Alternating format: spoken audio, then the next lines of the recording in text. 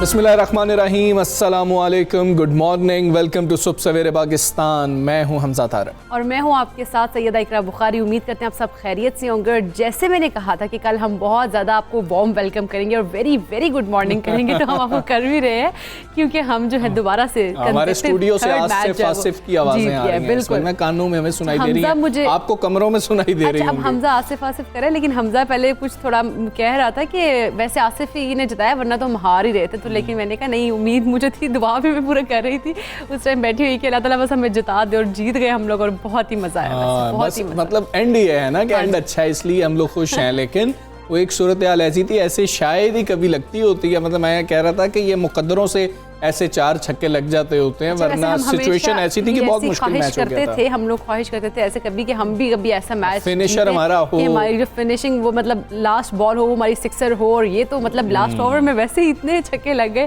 कि लग रहा था कि जैसे अब पता नहीं अब क्या ही होने वाला है। लेकिन बहुत ही जबरदस्त किस्म का मैच खेला, बहुत जबरदस्त। आसिफ की एक वीडियो जो है वो भी बहुत वायरल हो रही है कि जिसमें वो इंटरव्यू दे रहे हैं और वो बता रहे हैं कि मैं 5,000 रुपए में नौकरी किया करता था और 5,000 रुपए में नौकरी के बाद जो है मैं इस तरीके से टेप बॉल क्रिकेट खेला। फिर मुझे किसी ने कहा कि नहीं, आप हार्ड बॉल क्रिकेट खेलें। मैं पूरे सीज़न में टेप बॉल से 50-60 हज़ार रुपया कमा लेता था।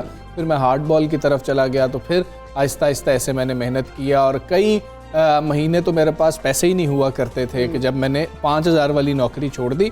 और वो लोहे का काम था, कहते हैं कि जी कि वो था, और मुझे ग्रीस वगैरह मेरे हाथों पे लगी होती थी। लेकिन हम साहब देखें कि जो आप कंसिस्टेंटली मेहनत करते रहे तो उस मेहनत का फिर फल कितना ज़बरदस्त मिलता है। आप देखें कि आज पूरी कौम आप देख लें कि किस तरह से सराह रही है और बहुत ज़्यादा। और ख़ास तौर पे जो उनकी एक वीडियो जो और मुझे बहुत अच्छी लगी है, जो कि पीसीबी ने भी शेयर किया, वो ये कि और कोई खिदमत मेरे लाइक, वो मुझे बहुत अच्छी लगी है। वो बड़ी बेहतरीन है, वो हमारे पास है भी, वो भी हमने आपको दिखानी है। पहले टॉप स्टोरीज पर नजर डालते हैं, फिर ये सारी गुफ्तगू करते हैं। T20 वर्ल्ड कप में पाकिस्तान की मुसलसल तीसरी फतह। आसिफ अली की जारहाना बल्लेबाजी, एक ओवर में 4 छक्के लगाकर मुश्किल जीत को आसान बना दिया। पाकिस्तान के सेमीफाइनल खेलने के इम्कानात रोशन हो गए। ग्रुप ए में वेस्ट इंडीज की पहली फतह बांग्लादेश को दिलचस्प मुकाबले के बाद शिकस्त दे दी।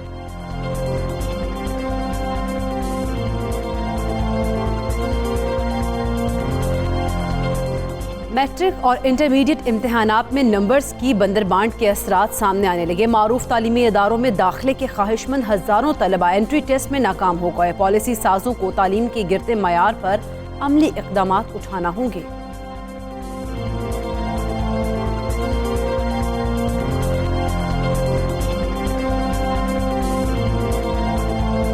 एक साल में $300 मिलियन के जॉइंट वेंचर्स पाकिस्तानी स्टार्टअप्स की कामयाबी का मुंह बोलता सबूत है। स्टार्टअप शुरू करने का बेहतरीन वक्त यही है।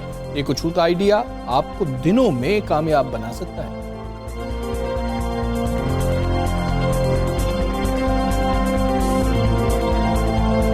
सरमाए की महदूद दस्तयाबी, बरामद कुनंदगान के लिए खिदमत की नाकाफी फराहमी और पाकिस्तानी इदारों में कम पैदावारी सलाहियत बरामदात में बड़ी रुकावटें हैं।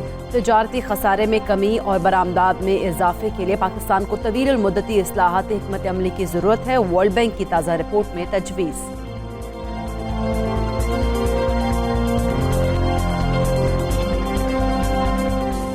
जी, तो टॉप स्टोरीज आपने जानी है। इकरा जिस वीडियो की बात कर रही थी कि जो पैगाम उन्होंने जारी किया है बल्ला उठाकर, वो भी हमने आपको दिखाना है। साथ उनके बेहतरीन 4 छक्के भी हमने आपको दिखाने हैं।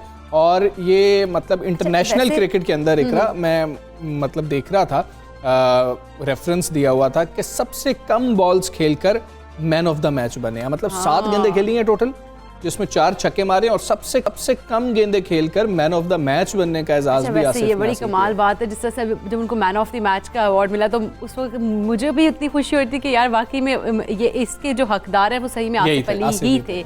और मतलब हमजा, लेकिन अगर देखा जाए हम 3rd टाइम कंसिस्टेंटली हम लोग जीत गए ना, लेकिन जो कल का मैच था उसमें बहुत ज़्यादा गलतियाँ हमारी टीम ने की, बहुत ज़्यादा मिस्टेक्स की। कि अगर ये 4 छक्के ना लगते तो हम हार गए थे ये मैच, हमारे हाथ हार गए थे, जिस तरह हमारे साथ हो रहा था वहाँ पर मामला। और एक हैरत अंगेज बात थी, हमने आमिर सुहेल साहब भी हमारे साथ होंगे तो उनसे भी हम बात करेंगे उसके ऊपर कि जब मौका ये था तो शादाब को भेजा गया, क्या हसन अली उस टाइम पर बेहतर ऑप्शन नहीं हो सकते थे कि हमें तो वहां पर छक्के चाहिए थे, एक ये फैसला, लेकिन टीम मैनेजमेंट का फैसला है, बेहतर फैसले किए जा रहे हैं, तो ये क्या सोचकर किया गया, इस पर ही बात होगी। अच्छा, लेकिन एक बड़ी अहम चीज़ है यहाँ पर आपको कहनी है कि आप जितनी तनकीद कर रहे होते हैं ना, हम बहुत तनकीद हुई है हारिस रऊफ के ऊपर, बहुत तनकीद हुई है आसिफ के ऊपर, इनकी सिलेक्शन के ऊपर, ऐसे ही है। अब माजरत भी उतनी ही बुलंद आवाज में होनी चाहिए, उतनी ही क्लियर होनी चाहिए, उतनी ही ऊंची होनी चाहिए जितना हम क्रिटिसाइज कर रहे थे। तो आसिफ ने जो परफॉर्मेंस दी है, हम सारे जो उन पर तनकीद करते रहे, हमें माजरत भी करनी है, तो मैं तो अपनी तरफ से माजरत करता हूँ कि जी बेहतरीन खेल पेश की। आमिर सुहेल साहब हमारे साथ मौजूद है, साबिक टेस्ट क्रिकेटर है, पाकिस्तान के साबिक कप्तान है। आमिर भाई अस्सलाम वालेकुम, गुड मॉर्निंग। आमिर भाई, बेहतरीन मैच देखने को मिला, गलतियों पर भी बात कर लेंगे, कॉन्फिडेंस की बात करें, आखिरी गेंद है, शादाब सिंगल लेना चाह रहे हैं, खिलाड़ी इतना दलेर है, वो कह रहा है भाई आधी पिच तक आ गए हो, आधी पिच से वापस चले जाओ, मुझे खेलने दो, और फिर उन्होंने 4 छक्के मार दिए। ये कॉन्फिडेंस आपको कैसा लगा? कॉन्फिडेंस होना चाहिए जी। जब आप पाकिस्तान के लिए खेल रहे हैं तो आप एज ए प्लेयर आपको ये यकीन होना चाहिए कि अगर मैं पाकिस्तान के लिए सेलेक्ट हूँ तो आई एम गुड इनफ, और मैं हर तरह की सिचुएशन को डील कर सकता हूँ, और मेरे में एबिलिटी है, इसलिए मुझे पाकिस्तान के लिए सेलेक्ट किया गया। और उनमें एबिलिटी इसलिए छक्के मारने की है, इसीलिए उनको सिलेक्ट किया गया। और कल उनको ये पता था कि इनके डेंजर बॉलर्स तो अब खत्म हो चुके हैं, अब इनको अपने फास्ट बॉलर्स को लेके आना पड़ेगा। और फास्ट बॉलर्स अफगानिस्तान टीम के इस तरह के थे कि उनके एक्शन इतने पक्के नहीं है और इजी एक्शन नहीं है कि जिसकी वजह से वो गेंद जो है अच्छी जगह पे कंसिस्टेंटली गिरा सके। और उन्होंने ये बात भी की पोस्ट मैच कि मुझे यकीन था कि उनके फास्ट बॉलर इतने अच्छे नहीं और मैं इनको एक ओवर पे 24 भी कर सकता हूँ, तो उन्होंने करके दिखाया। और मैं समझता हूँ कि एक दफा फिर उन्होंने जस्टिफाई किया। और अभी आप जो ये बात कर रहे थे कि जी हम लोगों ने क्रिटिसाइज किया, आप अपनी बात कर रहे थे, देखिए अगर आपने क्रिटिसाइज किया है तो ये प्लेयर जो है थोड़ा सा सोचने पे मजबूर हुआ है कि हमें अपनी वर्थ दिखानी है। देखिए आप तनकीद बराए इस्लाह करते रहें तो आपको अच्छे की उम्मीद होती है। देखिए अगर आप तनकीद ना करते तो आपकी ये टीम जो है जो पहले सेलेक्ट हुई हुई थी वो चेंज ना होती और ये वाली परफॉर्मेंसेस आपको नजर ना आती। बिल्कुल। लेकिन आमिर साहब अगर हम बात करें जिस तरह से आसिफ की ये परफॉर्मेंस थी, ओवरऑल टीम का मोराल ओवरऑल कितना बुलंद आपने देखा कि इसके बाद हुआ होगा, और दूसरा ये कि बाकी जो दूसरी टीम्स हैं उनको क्या मैसेज गया होगा कि पाकिस्तान जो है वो एंड टाइम पे भी मैच का जो है पासा पलट सकता है? देखिए अब जो प्लानिंग का मेवर और फोकस जो है वो आसिफ अली होंगे, बाकी प्लेयर्स भी होंगे, लेकिन अब सारी जो बड़ी टीम है वो ये सोचेंगी कि इसकी वीडियोस देखेंगी कि ये छक्के किस तरह मार रहा है। अब वो इसको डिनाई करने के लिए अपनी नई प्लानिंग लेके आएंगे। अब हमें ये पाकिस्तान टीम को ये करने की जरूरत है कि ये रोज छक्के नहीं लगेंगे। आप के साथ मैच नहीं जीता जाएगा रोज। अब हम लोगों ने मैच फिनिश करके आना है, जिस तरह कल बाबर आजम ने इतनी अच्छी इनिंग्स खेल के गलत मौके के ऊपर विकेट अपनी गवा दी। जब आपको पता है उनका मेन बॉलर है राशिद खान और आउट करने के लिए बॉलिंग कर रहा है और वो आउट करने की कोशिश कर रहे हैं, तो जब छक्का लग गया है शोएब मलिक की तरफ से तो फिर आप जो है फास्ट बॉलर के ऊपर फोकस करें। और अभी देखें तो पाकिस्तान के लिए जो अच्छी चीज है, आपने स्कोर चेज कर लिया, अभी 1 ओवर बाकी था। हाँ जी जी, दुरुस्त बात है। अच्छा आमिर भाई, बाबर की आप बात कर रहे हैं, बाबर के ऊपर थोड़ी सी तनकीद भी हो रही होती है, लेकिन आप क्या समझते हैं कि बाबर ने बहुत अच्छे तरीके से सिचुएशन को समझते हुए, इवन लग ये रहा था कि वो फखर को भी सिचुएशन समझा रहे हैं कि भाई अभी सिचुएशन जो है वो ऐसी है कि बस हमें ये स्कोर गुजारना है, यहाँ पर पार्टनरशिप लगानी है। बार बार दिखा भी रहे थे कि वो फखर से उनका बार बार मुकालमा भी हो रहा है। तो बेहतर तरीके से जितनी इनिंग्स उन्होंने खेली है वो आखिरी राशिद खान के गेंद के अलावा बेहतर रीड करते रहे और ठीक तरीके से बारी को लेकर चले। आई थिंक बहुत जबरदस्त उन्होंने अप्रोच के साथ खेला। अफगानिस्तान का एक चांस था, देखिए उन्होंने अपने मेन स्पिनर के 4 ओवर कर और वो कोशिश कर रहे थे पावर प्ले में किसी तरीके से उनको 2 या 3 विकेटें मिले, अगर 3 नहीं मिलती तो 2 विकेटें मिले। उन्होंने भरपूर कोशिश की, इसीलिए वो ट्राई कर रहे थे।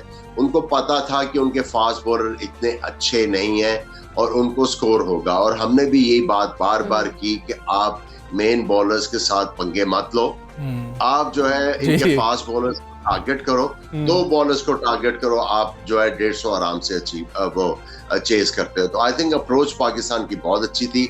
उन्होंने विकेट डिनाई की पावर प्ले में, जिसकी वजह से ओवर कंप्लीट कराने पड़े, और दूसरी ऑप्शन जो उन्होंने इस्तेमाल की राइट आफ्टर पावर प्ले, वहां से स्कोर बनना शुरू हुआ।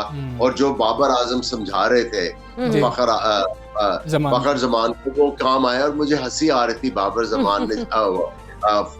बाबर ने जब ये कहा कि हमने पावर प्ले को अच्छा इस्तेमाल नहीं किया, जब पोस्ट मैच इंटरव्यू में कहा, तो मुझे हंसी आ रही थी, इससे बेहतर क्या करना है। लेकिन ये एक अच्छी चीज है कि पाकिस्तान टीम में हंगर बढ़ती जा रही है और उनको पता है कि हमने गेम को इम्प्रूव करते जाना, तभी जाके वर्ल्ड कप हमारे नाम होगा। बिल्कुल ऐसे ही है, लेकिन हम जहाँ पे हम इतनी पॉजिटिव पॉइंट्स को हम कर रहे हैं, वहाँ पे हमें जो नेगेटिव पॉइंट्स हैं उनको भी हाईलाइट करना होगा, कि ताकि आगे जब हम जा रहे हो बड़ी टीमों से और मुकाबला हो रहा हो, तो हम उससे मतलब हम लोग जो है वो अच्छे तरीके से खेल सकें। जिस तरह से हमने कल देखा, हसन अली को दोबारा कंसिस्टेंटली तीसरे मैच में भी बहुत ज़्यादा उसको मतलब जो रन वगैरह है वो उसमें स्कोर जो है वो पड़ा था। एग्जैक्टली। देखिए बात यह है कि हसन अली, मैं हमेशा से कहता आ रहा हूँ कि एक लकी बॉलर है। वो बड़े मैचेस में आके आपको आउट कर देता है, और जब आपका कोई बॉलर आपको कंसिस्टेंटली आउट करके दे रहा है और एक आधे मैच में उसको मार पड़ गई है, तो इतनी बड़ी वरी नहीं होनी चाहिए। अच्छा, ठीक है। आई थिंक ये सारी सिचुएशन ना आती हसन अली के ऊपर। कल की विकेट काफी ज्यादा माफिक थी हफीज जैसे बॉलर के लिए, हाँ जी, शोएब मलिक जैसे बॉलर के लिए, क्योंकि उसकी वजह मैं ये कह रहा हूँ कि आपने देखा कि सेकंड इनिंग्स में अब अफगानी बॉलर्स का गेंद स्पिन हो रहा था, बिल्कुल हल्का सा स्पिन हो रहा था, फंस रहा था।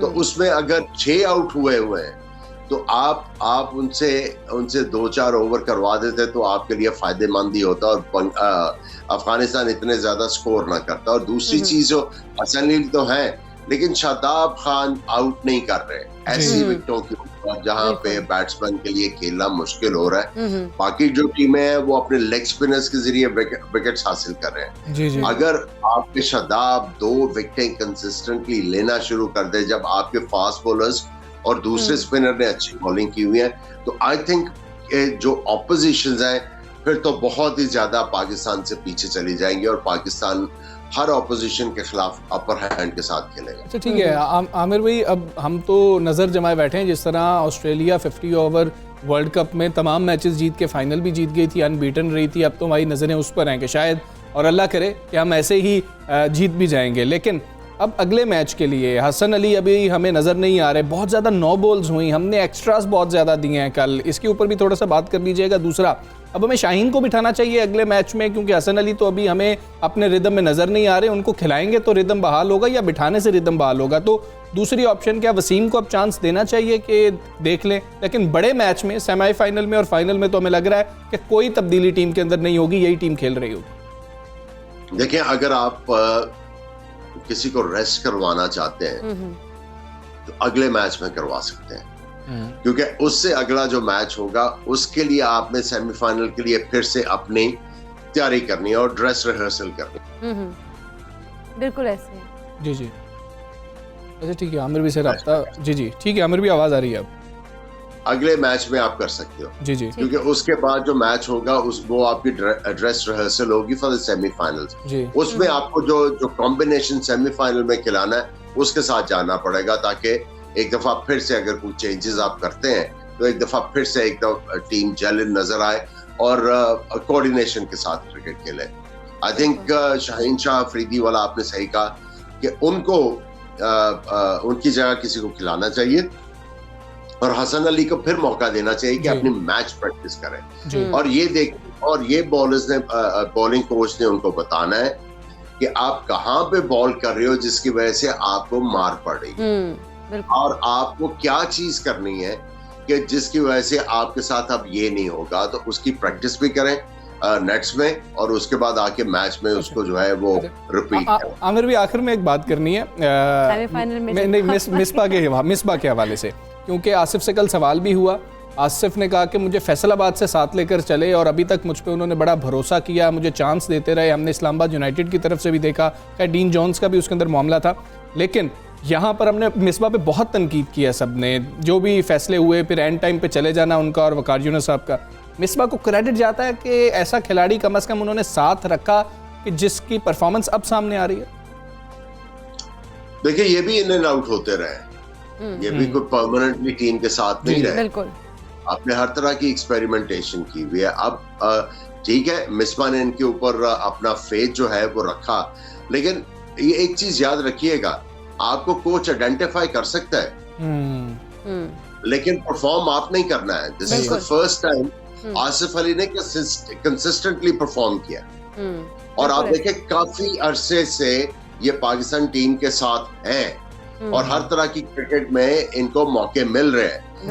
अब इन्होंने 2 मैचेस में जस्टिफाई किया कि why Pakistan invested on him, और ये इनको कंसिस्टेंटली करना पड़ेगा। और ये नहीं है कि हर दफा ये छक्के ही मारेंगे और मैच जीत जाएंगे, इनको सिंगल्स भी करनी आनी चाहिए। अपने गेम में निखार लेके आए ताकि प्रूव करें सारी दुनिया को कि हाँ मेरे पे सही इन्वेस्टमेंट हुई है। बिल्कुल ठीक है आमिर भी, बहुत शुक्रिया आपका। पाकिस्तान से आप बात कर रहे थे, हम मैच जीते हैं, बड़ा बेहतरीन मैच जीते हैं, हम सारे बड़े खुश हैं और अब लग रहा है कि हम 5 के 5 मैचेस जीत के जो नाकाबिले शिकस्त इंशाल्लाह रहेंगे और हम टॉप कर रहे होंगे। बात करेंगे, बड़ा अहम मसला है, हमारे बच्चों का मसला है, इसमें भी हम पहले बहुत खुशियां मना रहे थे, लेकिन अब जो है थोड़े रिजल्ट्स उसके आने लग गए हैं, जो मैट्रिक और इंटरमीडिएट के रिजल्ट्स के थे। हम लोगों ने बहुत खुशियां मनाई, स्टूडेंट्स ने बहुत खुशियां मनाई कि हमने बहुत अच्छे नंबर्स दिए, लेकिन अब जो रिजल्ट्स आ रहे हैं वो भी हमारे सामने हैं, क्योंकि मैट्रिक के जो हालिया नताइज में बेहतरीन नंबर हासिल करने वाले तलबा, उनकी बड़ी तादाद को सूबे के नामवर कॉलेजेस में दाखिला लेने के लिए बहुत मुश्किल जो है पेश आ रही है। जी, अब डिप्रेशन हो रहा है। माहिरीन तालीम जो उस वक्त बात कर रहे थे कि हमारे बच्चों के साथ बड़ी ज्यादती कर दी गई है,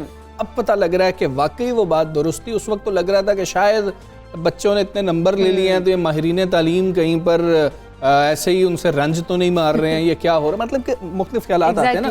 लेकिन वो देख रहे थे, वो देखिए हर चीज का जो माहिर होता है वो उसको बड़ी कीनली ऑब्जर्व कर रहा होता है कि इसके असरात क्या होंगे। असरात अभी से आना शुरू हो गए हैं, पेरेंट्स बहुत ज्यादा परेशान है, 1100 में से 1100 नंबर लेने वाले बच्चे परेशान। अच्छा हमसा, जितने मैं आप कह लें कि टॉप पे जिनके नंबर्स हैं उन बच्चों को एडमिशन नहीं मिल रहे हैं, और जैसे कि उनकी थर्ड लिस्ट लग रही है उसमें भी उनका नाम नहीं आ रहा और वो परेशान है, और पेरेंट्स भी बहुत ज़्यादा परेशान है, और तलबा की अक्सरियत जो है वो आला सरकारी और प्राइवेट कॉलेजेस में दाखिले के लिए क्वालिफाई ही नहीं कर पा रही है, जिसकी वजह से पेरेंट्स तो परेशान हैं ही हैं, बच्चे भी परेशान हैं अपने फ्यूचर को लेकर। बहुत बिल्कुल ऐसे ही है जी, हमें बड़े बड़े मतलब इश्तिहार नज़र आ रहे होते थे कि जी कि फलाना प्राइवेट कॉलेज है तो उसके अंदर इतनी सीट्स हैं और ये है। अब तो पहले आइए पहले पाइए वाला मामला भी नहीं रहा और दाखिले रोक लिए जा रहे हैं। आपके 90% से ऊपर मार्क्स हैं, आपको दाखिला नहीं मिल रहा किसी ऐसे कॉलेज में जिसकी आपने बचपन से एक ख्वाहिश की हुई थी, या अभी वैसे ही दाखिला मिल जाए किसी बेहतर कॉलेज में, तो ये प्रॉब्लम चल रही है। इसी पर हमने बात करनी है कि बच्चों के इस वक्त फाइल क्या है। मियां रिज़ाउर रहमान साहब हमारे साथ इस वक्त मौजूद हैं। मियां रिज़ाउर रहमान साहब अस्सलाम वालेकुम, good morning sir. Sir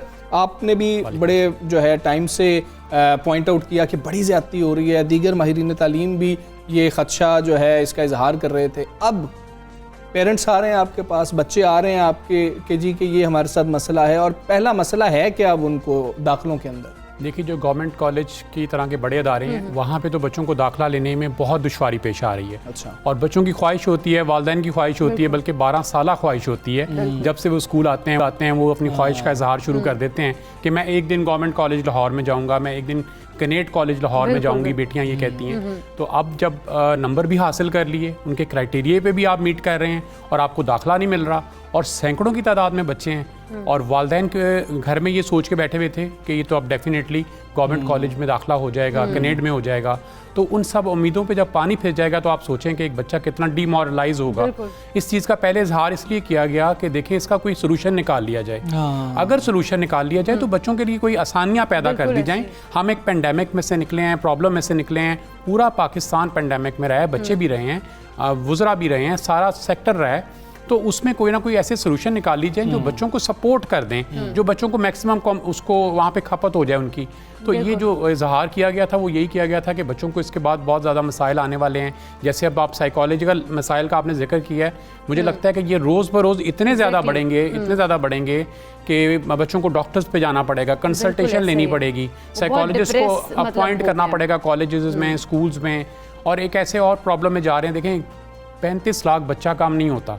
35 lakh में से तकरीबन आपने 28 लाख बच्चे को बहुत अच्छे नंबरों से पास कर दिया है। इतनी बड़ी तादाद में बच्चों को कहाँ पे आप एडजस्ट करेंगे? उसके सॉल्यूशंस निकालें। उसमें इस बात पे मत जाएं कि नहीं इतनी ही सीटें रहेंगी, उसमें से हम सिलेक्शंस करेंगे और जितने बच्चों को दाखिला मिल जाएगा, बाकी जहां आज हल क्या है? ये तो सारा कुछ हो गया, मतलब कि मामला हो गया, आप लोग तजावीज़ भी देते रहे लेकिन किसी ने सुना नहीं।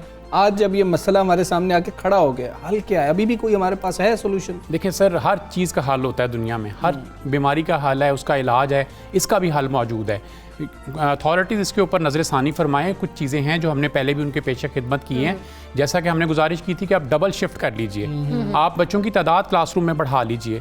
अगर डबल शिफ्ट कर ली जाती है गवर्नमेंट कॉलेजेस में, तो मैं समझता हूँ कि इस प्रॉब्लम का तकरीबन 80% सोल्यूशन निकल आएगा, तकरीबन 80% निकल आएगा। अगर उनको लगता है एक्चुअली जो गवर्नमेंट टीचर है या गवर्नमेंट कॉलेजेस है ना, वो डबल ड्यूटी नहीं करना चाहते हैं, वो 1 मिनट भी ऊपर अपनी ड्यूटी नहीं करना चाहते हैं। अगर उनको लगता है कि ये मुश्किल है, बहुत नामुमकिन काम है, तो फिर इसका एक और सोल्यूशन है जो मैं अपने तौर पे प्रपोज करना चाहता हूँ कि अगर आपके पास इंफ्रास्ट्रक्चर सारा मौजूद है, आपके पास टीचर्स की कमी है ना, तो आप इवनिंग में ही अपने कॉलेजेस, अपनी यूनिवर्सिटीज़, प्राइवेट लोगों को सर्विंग स्कूल एंड कॉलेजेस लेने के लिए तैयार है कि आप हमें वो मुनासिब सी किसी कॉन्ट्रैक्ट पे दे दें, हम मुनासिब सी फ़ी पे बच्चों को वहाँ पढ़ाने के लिए भी तैयार है, ताकि ज़्यादा से ज़्यादा बच्चे कॉलेज से रुजू करें, यूनिवर्सिटी से रुजू करें और बच्चा अपने टारगेट के साथ अलाइंड रहे। बच्चे का टारगेट के साथ अलाइंड रहना, एजुकेशन के साथ कंसर्न रहना, जुड़े रहना बहुत ज़रूरी है।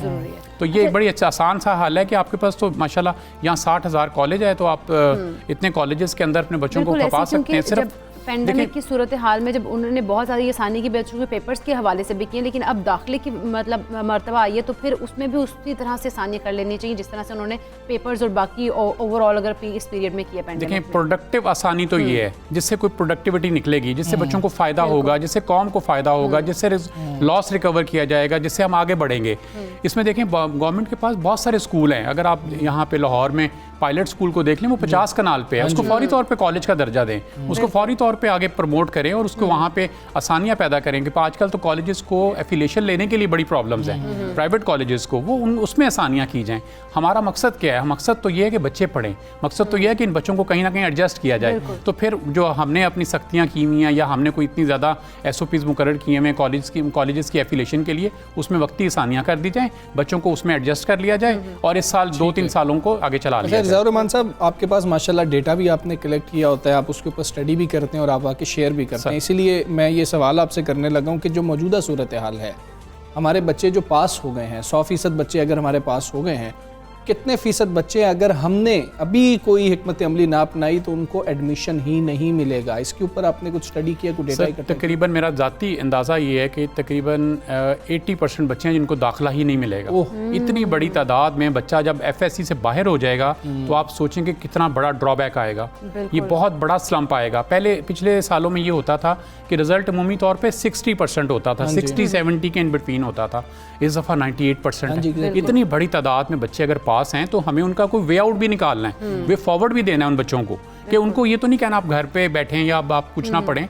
अब देखें, गवर्नमेंट के पास बहुत सारी अपॉर्चुनिटीज़ हैं। गवर्नमेंट के पास एक टेक्निकल एजुकेशन का बहुत बड़ा डिपार्टमेंट है जिसको इन्होंने आप कह लें कि पूरी तरह से एक्सप्रेस नहीं किया हुआ, जिसको पूरी तरह से लोगों को नॉलेज नहीं है। अगर बच्चों को टेक्निकल एजुकेशन में लेके जाया जाए तो बच्चे टेक्निकल एजुकेशन से फौरी तौर पर अपनी आमदन का जरिया भी बना सकते हैं और इस मुल्क में बहुत सारा पार्टिसिपेशन कर सकते हैं। तो अब गवर्नमेंट ने जब देखें, उन्होंने डिफरेंट एरियाज़ को फोकस ही नहीं किया, वो समझते ही नहीं है कि उनको फोकस करना ज़रूरी है। उनकी नज़र में कि 28 लाख बच्चा स्कूल से बाहर हो जाए, कॉलेज से बाहर हो जाए, कोई फ़र्क नहीं पड़ता। तो उनके लिए सर ये प्रायोरिटी नहीं है। पहले भी कई दफ़ा बात हुई कि गवर्नमेंट की प्रायोरिटी जब ये नहीं होगी, जब मेरी प्रायोरिटी ये नहीं होगी कि मैं बच्चों को 28 लाख बच्चों को एडजस्ट कर लूँ, मैं कहाँ तवज्जो दूंगा। ये वज़रा तालीम तो देखें किस चीज़ के एक्सपर्ट हैं, क्या ये एजुकेशन के एक्सपर्ट हैं, ये तो एक सोशल कॉन्टैक्ट के एक्सपर्ट हैं, ये तो सड़कें, गलियाँ, पुल, नहरें बनाने के एक्सपर्ट हैं। अगर आप इनसे कहेंगे बच्चों के जहन साजी करें, तो मैं समझता हूँ कि ये इनके साथ ज़्यादती है कि वो इस काम के काबिल ही नहीं है, और आप उनको ये कह रहे हैं कि बच्चों की जहन साजी का सोचें, लेकिन उनके पास ये इख्तियार तो है ना कि एक्सपर्ट्स को बुला के उनसे पूछ लें कि ये मसला है तो इसके ऊपर हमें आप गाइड ही करते हैं। ये इख्तियार तो उनके पास मौजूद है, हर इंसान के पास होता है कि जिस भी चीज़ के अंदर, जिस सब्जेक्ट के अंदर वो वीक है, वो दूसरा जो उसका माहिर है उससे मदद ले लेता है। सर ये बड़ी आसान फार्मूला है, दुनिया भर में ये यूज़ किया जाता है, लेकिन यहाँ पे जो एक्सपर्ट्स को यहाँ पे समझा जाता है जैसे ये ऑपोजिशन है, ये ऑपोजिट है, ये अगर हमारे खिलाफ बात कर रहे हैं ना तो ये ऑपोजिशन है। देखें जो भी एक्सपर्ट्स अगर ये पॉइंट करना चाहते हैं, उनका तजर्बा है, एक्सपर्ट्स अपने तजर्बे की बेस पे पॉइंट किया जाता है, अपनी क्वालिफिकेशन की बेस पे पॉइंट किया जाता है, अपनी परसेप्शन की बेस के ऊपर उसको कामयाब किया जाता है। हमने आपके प्रोग्राम में, मैं तो एक आम सा छोटा सा प्राइमरी टीचर कहलाता हूँ अपने आप को, मैंने अगर आके हर प्रॉब्लम का सलूशन 15 दिन, महीना, 2 महीने पहले पेश कर दिया है,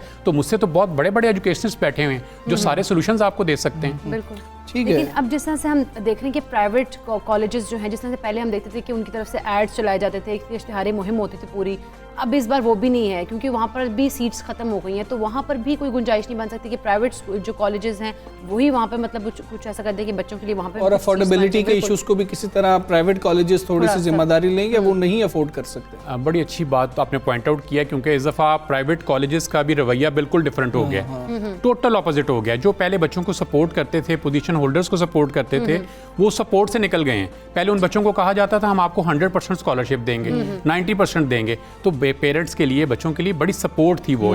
अब वो उन कॉलेजेस ने कह दिया कि हम सिर्फ 2 बच्चों को देंगे, हम सिर्फ 3 बच्चों को देंगे, इस क्राइटेरिया में इतने बच्चों को देंगे। तो मैं समझता हूँ कि शायद उनको भी दिल बड़े करने चाहिए थे। एक प्रॉब्लम थी, एक क्राइसिस था। मैं भी प्राइवेट स्कूल से ही ताल्लुक है मेरा इन्हीं कॉलेजेस से ताल्लुक है, लेकिन ये वक्त अपने पैसे कमाने का, अपने फाइनेंशियल मैटर्स को फोकस करने का नहीं है, ये वक्त अपने बच्चों को बचाने का है। उनकी ब्रेन डेवलपमेंट का जो नुकसान हो चुका है, जो उनके लिए आगे नुकसान आ रहा है, उसको फोकस करने का है कि हम किस तरह से अपने बच्चों को बचा सकें। साहब आखिर में हम आपसे जानना चाहेंगे कि ये मसला खुदा न खास्ता भी हल नहीं होता। 80% बच्चे हैं जिनको दाखिला नहीं मिलता, नंबर्स उनके 90% से ऊपर होंगे जिनको दाखिला नहीं मिलेगा, बड़ी तादाद में बच्चे अफोर्ड ही नहीं कर सकेंगे। 1 साल बच्चों का ज़ाया हो गया, अगला साल आ गया, अगले साल फिर यही क्राइसिस होगा क्योंकि सीटें तो इतनी रहेंगी। अगले साल वाले बच्चे हैं वो पास होके आ रहे होंगे, ये बच्चे फिर बैकलॉग वहीं पर होगा, फिर प्रॉब्लम आएगी एडमिशन के अंदर। ये तो बहुत बड़ा नुकसान होगा इस साल के बच्चों के लिए। बिल्कुल हमजा, आपने जो पॉइंट आउट किया है, पॉइंट बिल्कुल ठीक है। देखें जब बच्चा मैट्रिक से आता है FSC में, तो तकरीबन आप कह लें पिछले सालों में 33 से 35% बच्चों को दाखिला मिलता था, इस साल शायद 20% को मिलेगा।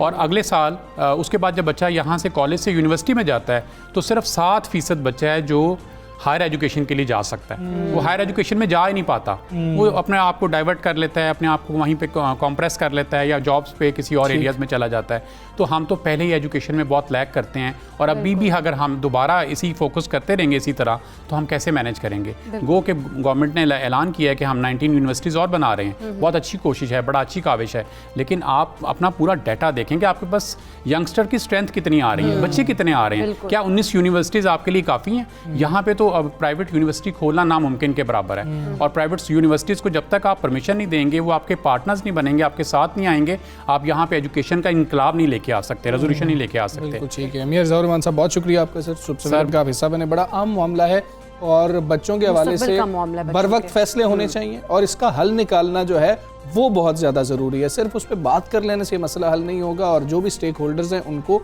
गुफ्तगू के दौरान मुशावरत में शामिल करना ये बहुत ज़्यादा ज़रूरी है कि हमारे बच्चों के साल ज़ाया ना हो रहे हों, हमारे बच्चे पढ़ाई से बदजन ना हो रहे हों, दूर ना हो रहे हों। हम एक ब्रेक लेते हैं जी, ब्रेक के बाद वापस आते हैं। Stay with us.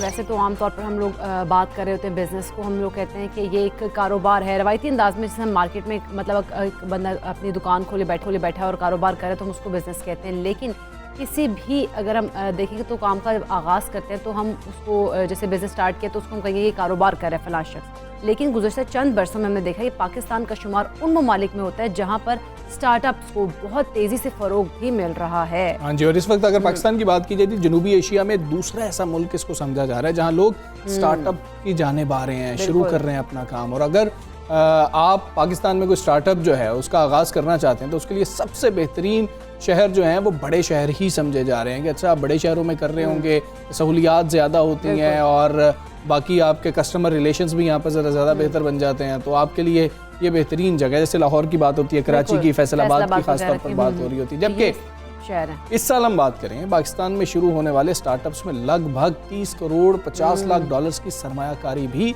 हो चुकी है। हम 1 करोड़ नौकरियों की हमेशा बात करते हैं और जब हम कभी फ्रीलांसिंग की बात कर रहे हो, हम ई कॉमर्स की बात कर रहे हो, हम बात कर रहे हो स्टार्टअप्स की बात कर रहे हो, तो हम यही कहते हैं कि जी कि गवर्नमेंट नहीं दे सकती है भाई आपको 1 करोड़ नौकरियां, ये आप अच्छी तरह समझ लें। और शायद ये विजन भी नहीं था, विजन यही था कि ईज ऑफ डूइंग बिजनेस होना चाहिए ना, जिसके बाद बिजनेस फले फूले और आप भी फले फूले। एग्जैक्टली वही होता है कि जिससे आप इकरा बिजनेस करे, इकरा मुझे भी नौकरी दे, गवर्नमेंट को भी उससे जो है फायदा हो रहा था। और अच्छा लोग पूछ रहे होते हैं कि इसको इकरा ने बात अनसुनी कर दी। मैं अपनी बात कही थी इसलिए शायद आंसर ही हो गई है, लेकिन हमसे बात ये हो रही होती है कि जैसे लोग हर कोई पूछ रहा होता है कि जैसे स्टार्टअप अगर हमने करना है तो क्या मतलब करें ऐसा कि हमें जो है कामयाबी भी मिल सके। पहली बात तो ये कि स्टार्टअप है क्या, बंदे हम इसके अंदर ही कंफ्यूज हैं कि पता नहीं ये कोई बड़ी कोई अजीब सी चीज़ है, ये कोई अंग्रेजी सी चीज़ है, हमें समझ ही नहीं आ रही है, कोई आम आदमी कर भी सकता है नहीं कर सकता, और हमारे पास तो पैसे नहीं है। एग्जैक्टली जब पैसे नहीं है तो कैसे आगाज़ होगा? वही हम जानने की कोशिश करेंगे। हमारे साथ एंटरप्रेन्योर डॉक्टर राबिया उस्मान मौजूद हैं, तो उनसे कौन से ऐसे फैक्टर्स हैं। जी अस्सलाम वालेकुम, गुड मॉर्निंग। अस्सलाम वालेकुम जी। सबसे पहले तो डॉक्टर राबिया हमें ये बताइएगा कि ऐसे कौन से आम फैक्टर्स हैं जिसके ऊपर हम लोग काम करके हम एक अपना जो है बिजनेस स्टार्ट कर सकते हैं, और आम शख्स जिसके पास पैसे भी नहीं है वो कैसे स्टार्ट कर सकते हैं? पहले तो बात है कि हमने समझना है कि स्टार्टअप है क्या, ठीक है, क्योंकि बहुत सारे लोग हैं वो कंफ्यूज कर जाते हैं बिजनेस और स्टार्टअप में, ठीक है, उनको एंटरप्रेन्योर का मतलब नहीं पता, ठीक है। So there is a big difference. वो ये है कि बिजनेस जो है वो मोस्टली हमें ट्रेडिंग की तरफ ले जाता है, जो एंटरप्रेन्योर है it's actually based on a specific concept, ठीक है। कौन सा आपके पास एक बिजनेस आइडिया है जो कि आप सोच रहे होते हैं this is very impossible to आप उसको शुरू करना बड़ा मुश्किल है, आप सोचते हैं कि फाइनेंसिस की ज़रूरत है, जैसे आपने कहा कि हमें सब चीज़ों की ज़रूरत है। उसके अलावा एक कॉन्सेप्ट पे बेस करके जो हम बिजनेस शुरू करते हैं दैट इज़ एन एंटरप्रेन्योर। एक इनोवेशन होती है उसके अंदर, there is another the new idea जो पहले नहीं होता, ठीक है, इनोवेशन होती है उसके अंदर, इंट्यूशन होती है उसके अंदर। तो ये जो एंटरप्रेन्योरशिप है, बिल्कुल मैं ये बात करूँगी, बड़ी आपने अच्छी बात की है कि पिछले साल से अब तक अल्हम्दुलिल्लाह हमारे इतने अच्छे स्टार्टअप्स आ रहे हैं और पीपल आर गेटिंग हमारी जो यंग जनरेशन है बहुत ज़्यादा इन्वॉल्व है स्टार्टअप्स के अंदर। तो सबसे बड़ा फैक्टर जो मुझे ऐसा लगता है कि वो ये है कि जब भी आप कोई स्टार्टअप शुरू करते हैं, जब आप कोई बिज़नेस शुरू करते हैं, तो उसका सबसे बड़ा फैक्टर है कि फाउंडर का अपना मोटिवेटेड होना, ठीक है, उसके लिए उसका अपना पैशनेट होना, स्पिरिट होना, क्योंकि जब तक आप में स्पिरिट नहीं होगी, आप में पैशन नहीं होगा, seriously you can't B an entrepreneur, आप नहीं हो सकते। तो उसके लिए सबसे पहले इम्पॉर्टेंट फैक्टर है आपका अपना स्पिरिट्स हाई रखना, कि मैंने उसको रखना है, मोटिवेटेड रहना, because entrepreneurship is the thing कि आपको हर दिन जो है स्टार्टअप का आपको अच्छा नहीं मिलेगा, क्योंकि जब हम शुरू करते हैं कोई चीज़ तो हम ये सोचते हैं कि अच्छा is going to be 3 months में हमें इतनी प्रॉफिटेबिलिटी मिलेगी, 6 मंथ्स में इतनी मिलेगी, आप फिजिबिलिटी तो निकालते हैं ना, तो लेकिन उसके बावजूद भी आपका जो हर दिन होता है वो अच्छा नहीं होता है। सो आपका खुद मोटिवेटेड रहना सबसे ज़्यादा ज़रूरी है, इंस्टेड ऑफ दिस के जिस तरह बिजनेस में यूजुअली हम इधर उधर ढूंढ रहे होते हैं, जो हमारे टिपिकल होते हैं, हम शोल्डर ढूंढ रहे होते हैं, बट यहाँ पे the founder has to be motivated himself. और बेसब्रा भी नहीं होना चाहिए, मतलब हम बड़े बेसब्र होते हैं कि जी कि अभी तक कुछ नहीं हुआ, बंद करो, पैकअप जी, कुछ नहीं हो रहा, कुछ नया करो। बिल्कुल आप कुछ नया करते हैं। अच्छा, डॉक्टर राबिया, जिस तरह से आपने कहा कि इनोवेशन का बहुत ज़्यादा रोल होता है इसके अंदर, हम वेस्ट में देखें तो स्टार्टअप्स के हवाले से वो ये कहते हैं कि प्रॉब्लम सॉल्विंग स्टार्टअप्स होने चाहिए, लोगों के मसाइल उससे हल हो रहे हो तो वो सबसे बेहतरीन होते हैं। स्टार्टअप्स कैसे होने चाहिए आपकी नज़र में? बिल्कुल प्रॉब्लम सॉल्विंग होने चाहिए, और बिलीव मी हमारे यहाँ पे इतना टैलेंट है कि आप सोचें कि हमारे पास लोगों के पास आइडियाज़ बहुत हैं, बहुत इनोवेशन है, लेकिन वही वाली बात है कि फाइनेंशियल प्रॉब्लम्स की वजह से फिर वो रुक जाते हैं। बट जैसे आपने कहा है कि फॉरेन फंडिंग बहुत ज़्यादा हुई है पाकिस्तान के अंदर, और इसकी वजह से बहुत सारे startups, I won't take the names, लेकिन बहुत सारे स्टार्टअप्स हमारे सामने आते हैं जिनको फंडिंग मिली है और अल्हम्दुलिल्लाह they are on the roof now. उनको बहुत अच्छा कहते हैं फ्रूट मिला है उनको, उनकी स्ट्रगल का, उनकी इंट्यूशन का, उनकी इनोवेशन का उनको मिला है, और I think this is one the motivating factor जिसकी वजह से बाकी स्टार्टअप्स के लिए भी जो हमारी यूथ है वो बहुत मोटिवेटेड है। वैसे आप लोग लकी इसलिए भी हैं कि प्रॉब्लम्स ही इतने ज़्यादा हैं हमारे माशरे के अंदर कि वो बहुत ज़्यादा इनोवेशन आ भी सकती है, और नौजवान बहुत ज़्यादा इस पर काम भी कर रहे हैं, और आपका आइडिया अच्छा होता है तो यकीन करें जिसने भी फाइनेंस करना है उसको बहुत पसंद आता है और वो फिर आपको सपोर्ट कर रहा होता है। और ऐसा नहीं होता कि आइडिया भी आपको ही आ गया है, फाइनेंसेस भी आपके पास ही हैं और सारा कुछ कर भी आपने लिया, कभी भी ऐसा नहीं होता। ये टीम एफर्ट ही होती है, तो परेशान नहीं होना। आइडिया है तो उस आइडिया को खरीदने वाले, आपके साथ चलने वाले बहुत से लोग मिल जाएंगे। है कि जो टीम एफर्ट है that is the other thing जो फैक्टर है मोटिवेटिंग हमारा एक स्टार्टअप का। ठीक है, आपके पास जब तक अच्छी टीम नहीं होगी you can not grow. Usually लोग समझते हैं कि आप जिस तरह औरतों में यही होता है कि वो वन मैन शो बन जाती है व्हेन दे स्टार्ट समथिंग। ठीक है, तो वन मैन शो नहीं चल सकता in any kind of startup और in any kind of business. So you need a good team. आपको एक अच्छी टीम बनानी, एक अच्छा फाउंडर वो होता है जो अपनी टीम को अपने साथ लेके ग्रो करता है। सो ये भी बहुत बड़ा इंपॉर्टेंट फैक्टर है जो सबको आई थिंक सोचना चाहिए, बिकॉज वन मैन शो नहीं होता कहीं। बिल्कुल। अच्छा डॉक्टर, अभी जिस तरह से बहुत सारी खवातीन इस टाइम हम लोगों को सुन रही हैं, बहुत सारी हम लोग इससे पहले भी बातचीत करते हैं, तो बहुत सारी खवातीन ये सवाल करती हैं कि आखिर हम कैसे घर बैठे स्टार्ट कर सकते हैं कोई भी चीज़, या अगर हम लोगों को मतलब इतना नहीं इस्तेमाल करना आता, कंप्यूटर का भी हमें इतना ही पता है, तो हम क्या स्टार्ट कर सकते हैं? तो आप उन खवातीन को क्या बताएंगी कि क्या वो भी स्टार्ट कर सकती हैं? बिल्कुल स्टार्ट कर सकती हैं। मैंने पहले ही कहा था कि खुद मोटिवेटेड होना बहुत ज़रूरी। जब तक आपके अंदर खुद स्पिरिट नहीं होगा यू कांट डू एनीथिंग। आपके पास फाइनेंसेस भी आ जाएंगे, उसके बावजूद जब तक आपके अपने अंदर स्पिरिट नहीं होगा you can't be able to do anything. आप कुछ नहीं कर सकते। Being a president of Women Chamber of Commerce and Industry Bahawalpur, seriously I've been through this women problem because मैंने देखा है कि उनके पास बड़े आइडियाज़ हैं, बहुत बड़ी इनोवेटिव हैं वो औरतें, लेकिन वही समझती हैं कि फाइनेंसिस की वजह से हम रुक गए हैं। बट द थिंग इज़ कि अब इट इज़ सो, हम कह रहे हैं हम कितने लकी हैं कि अब हमारे पास टेक्नोलॉजी अल्हम्दुलिल्लाह it is very available to us, हमारे पास सामने है। और अब ये कह लें कि इट्स नॉट दैट कॉस्टली कि आप कहेंगे जी मुझे लाखों लगाने हैं तो मेरा शुरू होगा बिजनेस, ऐसा नहीं है। सो टेक्नोलॉजी ने बहुत सारी चीज़ें आसान कर दी हैं। टेक्नोलॉजी ने बहुत सारी चीज़ें आपके अंदर ओवर द नाइट आपको बहुत सारी चीज़ें सक्सेस मिल सकती है with the technology. Myself मतलब I am also running 2 businesses as well, और वो भी टेक्नोलॉजी के थ्रू अल्हम्दुलिल्लाह इट्स डूइंग वेरी वेल। तो बहुत अच्छा मेरा रिस्पॉन्स है।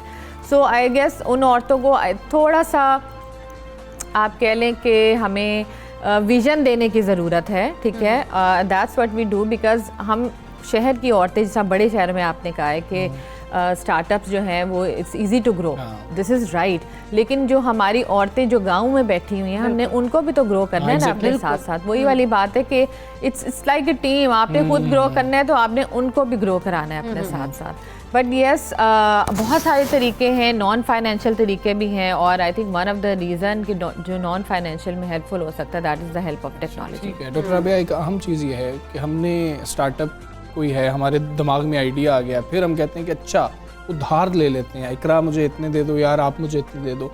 बड़ी सब्जेक्टिव सी चीज़ है, रिलेटिव भी है, सबके केसेस एक जैसे नहीं होते।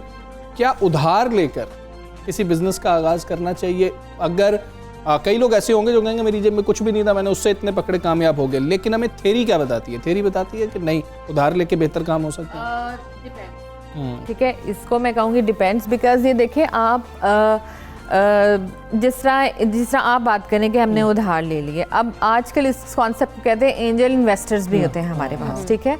सो एंजल इन्वेस्टर्स से भी हम ले सकते हैं, और क्योंकि हम वही कह रही हूँ, अगर हमारे आइडिया में दम है and it will really go on, वो ग्रो कर सकता है, तो विद द टाइम वो उस चीज़ को कॉम्प्रोमाइज़ कर लेगा, वो पूरा कर लेगा, ठीक है। लेकिन yes you can go with उधार एज वेल, लेकिन डिपेंड करता है कि आपने उधार लिया कितना है। अगर आपको पता है कि आपका आइडिया में इतना दम नहीं है और आप लाखों लाख लेके बैठ गए हैं, तो फिजिबिलिटी आपने निकाली नहीं है, तो हाउ कैन यू ग्रो।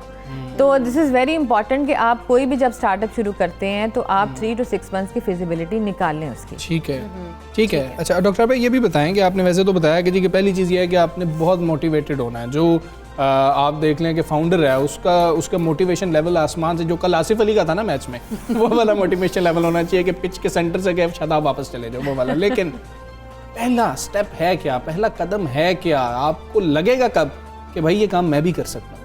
अच्छा, उसके लिए एक इशू है, ठीक है। वो ये है कि अनफॉर्चुनेटली अब जिस तरह जो हमारी यूथ जो आ रही है, ठीक है, वो यही करते हैं, they get a good team, वो अपनी टीम बनाते हैं एंड देन दे स्टार्ट, ठीक है। मेरी एक रिक्वेस्ट गवर्नमेंट से भी यही है कि बिकॉज जितने स्टार्टअप्स का जो पहला स्टेप होता है ना, दैट इज़ ऑलवेज डिफ़िकल्ट, ठीक है। और डिफ़िकल्टी का रीज़न ये है कि जो हमारे कह लें कि जो हमारे प्रोसीजर्स हैं, जो हमारी डॉक्यूमेंटेशन है, दैट इज़ नॉट सिंपल, ठीक है। वो सिंपल नहीं है। उसके सिंपल होने की वजह ये है कि चले मैं आपको अपनी एग्जांपल देती हूँ, because when I have to go, मैंने अपना एक बिजनेस अकाउंट खुलवाना था, it took me like 2 to 3 months कि मैं उसको बिजनेस अकाउंट खुलवा सकूँ अपना। और आप खुद सोचें कि एक बंदा जो 3 महीने से सब यही कोशिश कर रहा है कि मेरा एक अकाउंट खुल जाए, उसके लिए स्टार्टअप कितना मुश्किल होगा, ठीक है। तो उस डॉक्यूमेंटेशन को सिंपल करना चाहिए। दूसरी बात ये कि अब जिस तरह टैक्सेस का अल्हम्दुलिल्लाह इस टेन्योर में काफ़ी रुझान है तो इस टैक्सेशन को जो है वो रिलैक्स करना चाहिए, स्पेशली फॉर द स्टार्टअप। इसलिए एटलीस्ट फॉर 5 years, बिकॉज एक स्टार्टअप वाला जो बंदा या बंदी है, ऑफ कोर्स उसको रिलैक्सेशन चाहिए, उसकी और बहुत सारी कॉस्ट है जो उसने निकालनी है, और उस इनोवेशन को भी साथ उसने लेके चलना है, तो आपको स्टेबल करना है उसने, ठीक है। टैक्सेशन में रिलैक्सेशन चाहिए, डॉक्यूमेंटेशन सिंपल होनी चाहिए, और इसके अलावा मैं कहूँगी कि जो हमारी यूटिलिटी कॉस्ट है, दैट इज़ टू हाई, ठीक है। उसको अब आप जिस तरह आप देखें, हमारी बिजली दिन ब दिन बढ़ती जा रही है। अब जिससे कमर्शियली बिजनेस आप देना है बिजली का बिल, वो अपनी कॉस्ट क्या ही निकालेगा। So it's a request from government as well कि आप उसको थोड़ा रिलैक्सेशन दे। यूटिलिटी कॉस्ट जो है वो डायरेक्टली हिट करती है प्रॉफिटेबिलिटी पर, तो उसको जो है वो थोड़ा गवर्नमेंट से उस पर भी रिलैक्सेशन चाहिए। तो ये आई थिंक कुछ फैक्टर्स हैं जो हमारे फर्स्ट स्टेप्स हैं in a startup which is very difficult. फिर भी मैं कहती हूँ hats off to all the startups जो अभी काम कर रहे हैं, उन्होंने वो सारी चीज़ें को ओवरकम करके they are doing very well. और आई मस्ट से कि इसके अंदर ये भी है कि गवर्नमेंट की तरफ से सपोर्ट बहुत ज़रूरी है एवरी काइंड ऑफ स्टार्टअप। तो आई वुड एनकरेज गवर्नमेंट के वो औरतों को, खास तौर पे औरतों को बहुत ज़रूरी है। यस, तो क्योंकि हमने छोटे शहरों में, देहात में खास तौर पे उनको भी मोटिवेट करना बहुत ज़्यादा ज़रूरी है, और हम सब की भी जिम्मेदारी है। और वो जो स्टार्टअप्स जिनके कामयाब हो गए हैं, जो इस वक्त माशाल्लाह हमारे लिए मिसाल बने हुए हैं, उन पर ज़रा जिम्मेदारी आयद होती है कि दूसरों को भी मोटिवेट करें, आगे लेके जाएं। डॉक्टर राबिया उस्मान हमारे साथ मौजूद थी। डॉक्टर साहब, बहुत शुक्रिया आपका, सब सवेरे पाकिस्तान का आप हिस्सा बनी, और यकीनन काफ़ी लोगों को पता लगा होगा कि स्टार्टअप क्या है और स्टार्टअप कैसे स्टार्ट किया जाता है। बिल्कुल, उसकी मुश्किलात क्या, उसको कैसे ओवरकम करना है। खैर, अब हम आगे बढ़ेंगे, कुछ बात करेंगे वर्ल्ड बैंक की तजावीज़ की भी, क्योंकि तजवीज़ दी है वर्ल्ड बैंक की जानिब से कि पाकिस्तान को बरामदी चैलेंजेस से निमटने के लिए एक मरबूत और तवील मुद्दती इस्लाहाती हिकमत अमली की ज़रूरत है। हाँ जी, जिसके लिए वफाकी और सूबाई सतह पर हुकूमती इदारों के दरमियान राबतों की ज़रूरत होगी ताकि पॉलिसी फैसलों को हम आहंग किया जा सके। और रिपोर्ट में तजवीज़ दी गई है कि मजबूत इक्तसादी तरक्की को बरकरार रखने के लिए पाकिस्तान को निजी सरमायाकारी और बरामदात में इजाफा करने की भी ज़रूरत है। बिल्कुल, रिपोर्ट के मुताबिक हमजा मुल्क के मुसलसल तजारती अदम तवाज़ुन का जायज़ा लेते हुए रिपोर्ट में कहा गया है कि आला मौसर दरामदी टैरिफ की शरह और बरामदी सलाहियत को बढ़ाने के लिए इदारों के लिए तवील मुद्दती फाइनेंसिंग की महदूद दस्तयाबी, बरामद कुनंदगान के लिए मार्केट इंटेलिजेंस खिदमात की नाकाफ़ी फराहमी और पाकिस्तानी इदारों में कम पैदावारी सलाहियत बरामदात में रुकावट जो है ये अहम अवामिल हैं।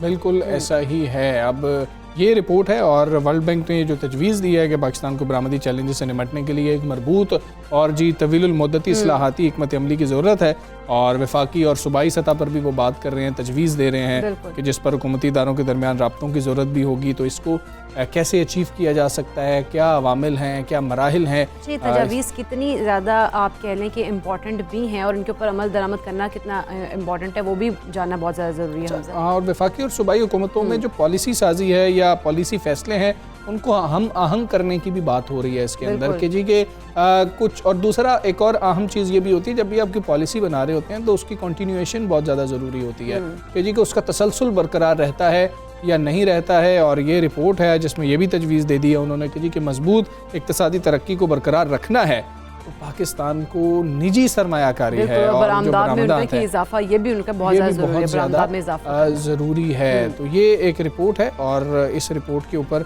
हम देख रहे हैं कि अक्सर हमें तजावीज़ आती हैं, कई रिपोर्ट्स होती हैं कि जिसके ऊपर तजावीज़ ऐसी होती हैं कि जो हमें लगता है कि हाँ वाकई ये दुरुस्त बात है। कुछ तजावीज़ होती हैं कि जो शायद हम समझ रहे होते हैं कि इसकी हमें शायद अभी ज़रूरत नहीं है। बिल्कुल हमजा, लेकिन जो बरामदात वाली बात है ये तो मतलब हर कोई, अगर हम माहिर मुआशियात से भी बात कर रहे होते हैं तो वो भी यही तजवीज़ दे रहे होते हैं कि पाकिस्तान में जो अगर हमने अपने आप को ग्रो करना है और अगर हमने पैसे को डीवैल्यू होने से बचाना है तो हमें अपनी एक्सपोर्ट्स पे काम करने की ज़रूरत है। हम एक्सपोर्ट्स अपनी क्वालिटी की और इतनी ज़्यादा बनाए, बिल्कुल क्योंकि इम्पोर्ट्स हमारी बहुत ज़्यादा होती जा रही हैं, तो फिर उनके एक्सपोर्ट्स के ऊपर जो हमें काम करने की ज़्यादा ज़रूरत है। अच्छा, इसी तरह से अच्छा तेल की कीमतों की भी अगर साथ ही बात कर लें, हम ये सारी गुफ्तगू कर रहे हैं और मईशत की बात हो रही है, तो तेल के हवाले से भी 2 दिन हमने देखा कि कुछ आलमी मंडी में कमी रही और आज की अगर बात कर लें तो फिर हम देख रहे हैं कि कीमतें ऊपर ही जा रही हैं। और डॉलर के हवाले से भी जो बहुत ज़्यादा तशवीश मौजूद थी और तशवीश है भी, तो उसमें भी जो सऊदी अरब के साथ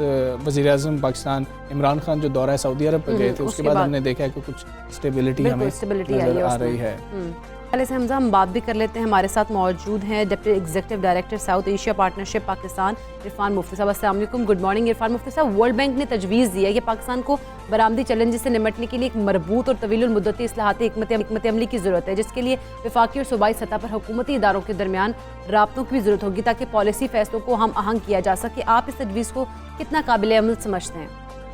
जी बहुत शुक्रिया। ये बहुत अहम रिपोर्ट है जिसका आपने इशारा किया है। वर्ल्ड बैंक ने पाकिस्तान डेवलपमेंट अपडेट जारी किया है। इससे 2-3 बातें बड़ी अहम सामने आई हैं। एक तो देखिए पाकिस्तान की इकोनॉमी रिकवरी की तरफ जा रही और हमारे जो नेगेटिव ट्रेंड्स थे इकोनॉमी के उसमें काफी बेहतरी नजर आ रही है। अकाउंट डेफिसिट हमारा बेहतर हुआ है, रेमिटेंसेस का हमारा बेहतर हुआ है और कुछ भी हम रिकवर कर रहे हैं। लेकिन जो सबसे अहम बात इस रिपोर्ट में आई है और जो बड़े सालों से हम ये बात कहते रहे हैं वो ये है कि पाकिस्तान की एक्सपोर्ट का जो पोटेंशियल है वो बहुत ही हम कम इस्तेमाल करते हैं और उसकी बुनियादी वजूहत जो सपोर्ट ने हमें दी है उससे तो ये लगता है कि जब तक वो फैक्टर्स हम नहीं डील करेंगे पाकिस्तान की एक्सपोर्ट नहीं बढ़ेगी। बल्कि पिछले साल से अब कोई 16% का डिक्लाइन हुआ है हमारे अंदर। तो उसमें जो 3-4 बड़े अहम फैक्टर है, मैं चाहता हूँ कि उसके ऊपर बात हो। एक तो यह है कि हमारे यहाँ जो हाई इम्पोर्ट टैरिफ्स हैं पाकिस्तान के अंदर, जो इस वक्त जो प्रोडक्शन कॉस्ट है वो बहुत ज्यादा है, जिसकी वजह से हम कम्पीट नहीं कर पा रहे इंटरनेशनल मार्केट में। इसको हमें बहुत अर्जेंट बेसिस पर देखना पड़ेगा। फिर इसके अलावा जो लॉन्ग टर्म फाइनेंसिंग की जो अवेलेबिलिटी है हमारे एक्सपोर्टर के लिए वो अभी तक बहुत लिमिटेड है। वो उनको फाइनेंस जो चाहिए होता है, जिस टाइम पर चाहिए होता है, जिसको वो प्रोडक्शन के लिए इस्तेमाल कर सकते हैं, वो फाइनेंस अवेलेबल नहीं पाकिस्तान में। फिर इसके साथ साथ ये है कि एक जो लॉन्ग टर्म वो होता है ना, एक इंटेलिजेंस चाहिए होती है कि बाहर की मार्केट में किस किस्म की प्रोडक्ट्स चलती हैं, वो इंटेलिजेंस हमारे सिस्टम में मौजूद नहीं होती। नतीजा ये होता है कि एक्सपोर्टर जो चीज बनाते हैं वो इंटरनेशनल मार्केट को उसकी उतनी जरूरत नहीं होती। अगर हम उसको ज्यादा बेहतर वैल्यू एडिशन कर लेते हैं तो उसकी ज्यादा मार्केट होती है। तो हमें इसको देखना पड़ेगा कि हमें एक्सपोर्ट के लिए कुछ इंटेलिजेंस गैदरिंग करनी पड़ती है, वो हम नहीं कर पाते। और सबसे आखिर में जो अहम बात उन्होंने कही है वो लो प्रोडक्टिविटी है। पाकिस्तान में अभी भी प्रोडक्शन का जो स्केल है वो हर साल वेरी करता है और ये डिक्लाइन हुआ है। जैसे इस साल कॉटन हमारी कम हुई इससे भी हमारा जो पोटेंशियल है वो कम हो जाता है। तो ठीक है इरफान मक्की साहब, बहुत शुक्रिया आपका। सुबह सवेरे पाकिस्तान से कर रहे थे जी, हमने एक ब्रेक लेनी है, ब्रेक के बाद वापस आते हैं। Stay with us.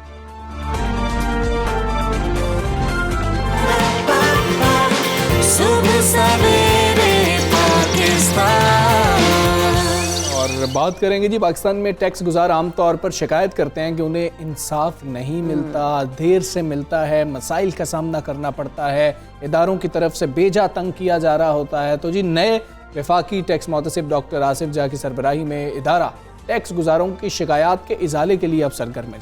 Doctor Asif जा का कहना है कि उनका सबसे बड़ा जो हदफ है वो टैक्स गुजारों को फौरी इंसाफ दिलाना है और शिकायत पर क्विक रिस्पॉन्स को यकीनी बनाया जाएगा। फिर डॉक्टर आसिफ जा ये भी कहते हैं कि मकसद के हुसूल के लिए कस्टम हुकाम का फॉलो अप तेज करने की हौसला अफजाई भी की जाएगी। हाँ जी, किसी के खिलाफ कोई कार्रवाई नहीं की जा रही है। वफाकी टैक्स मोहतसिब डॉक्टर आसिफ महमूद जा साहब हमारे साथ मौजूद हैं। डॉक्टर साहब अस्सलाम वालेकुम, गुड मॉर्निंग। डॉक्टर साहब, बतौर टैक्स मोहतसिब ज़्यादा शिकायत किन मामलात पर मौसूल हो रही हैं, क्या लोगों के असल मसाइल हैं? बिस्मिल्लाहिर्रहमानिर्रहीम जी, बहुत शुक्रिया आपने मुझे मौका दिया। 1 महीना कबल मुझे तैनात किया गया है वफाकी टैक्स मोहतसिब के। ये इदारा 2000 में वजूद में आया था, तो इससे पहले 5 जो वफाकी टैक्स मोहतसिब लगाए हुए थे उनका कस्टम से या इनकम टैक्स के कोई ताल्लुक नहीं था। तो मैं पहला वफाकी टैक्स मोहतसिब हूँ जिसका ताल्लुक कस्टम सर्विस से है और मुझे पता है कि गुड एडमिनिस्ट्रेशन क्या होती है और जो मेल एडमिनिस्ट्रेशन है जिसमें वफाकी लोगों की जो टैक्स गुजारों की जो शिकायत है वो क्या होती हैं, उनको किस तरीके से तंग किया जाता है।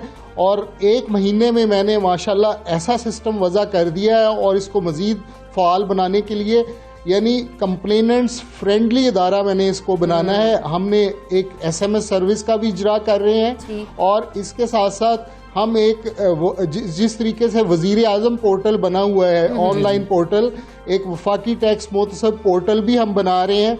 और फौरी इजाला, एक तो ये है कि हमारे पास कंप्लेंट आती है, एडवाइज़र को दी जाती है, वो इन्वेस्टिगेट करता है, मगर मैंने अपने तमाम एडवाइज़र्स को पूरे मुल्क में कह दिया है कि फौरी इजाले के लिए कोशिश करें और मैं ऐसा निज़ाम इंशाल्लाह वज़ा करूँगा इन 4 साल के दौरान जो वज़ीर आज़म पाकिस्तान और सदर पाकिस्तान ने मुझ पर एतमाद किया है कि फौरी इजाला किया जाए, फौरी मसाइल का हल किया जाए।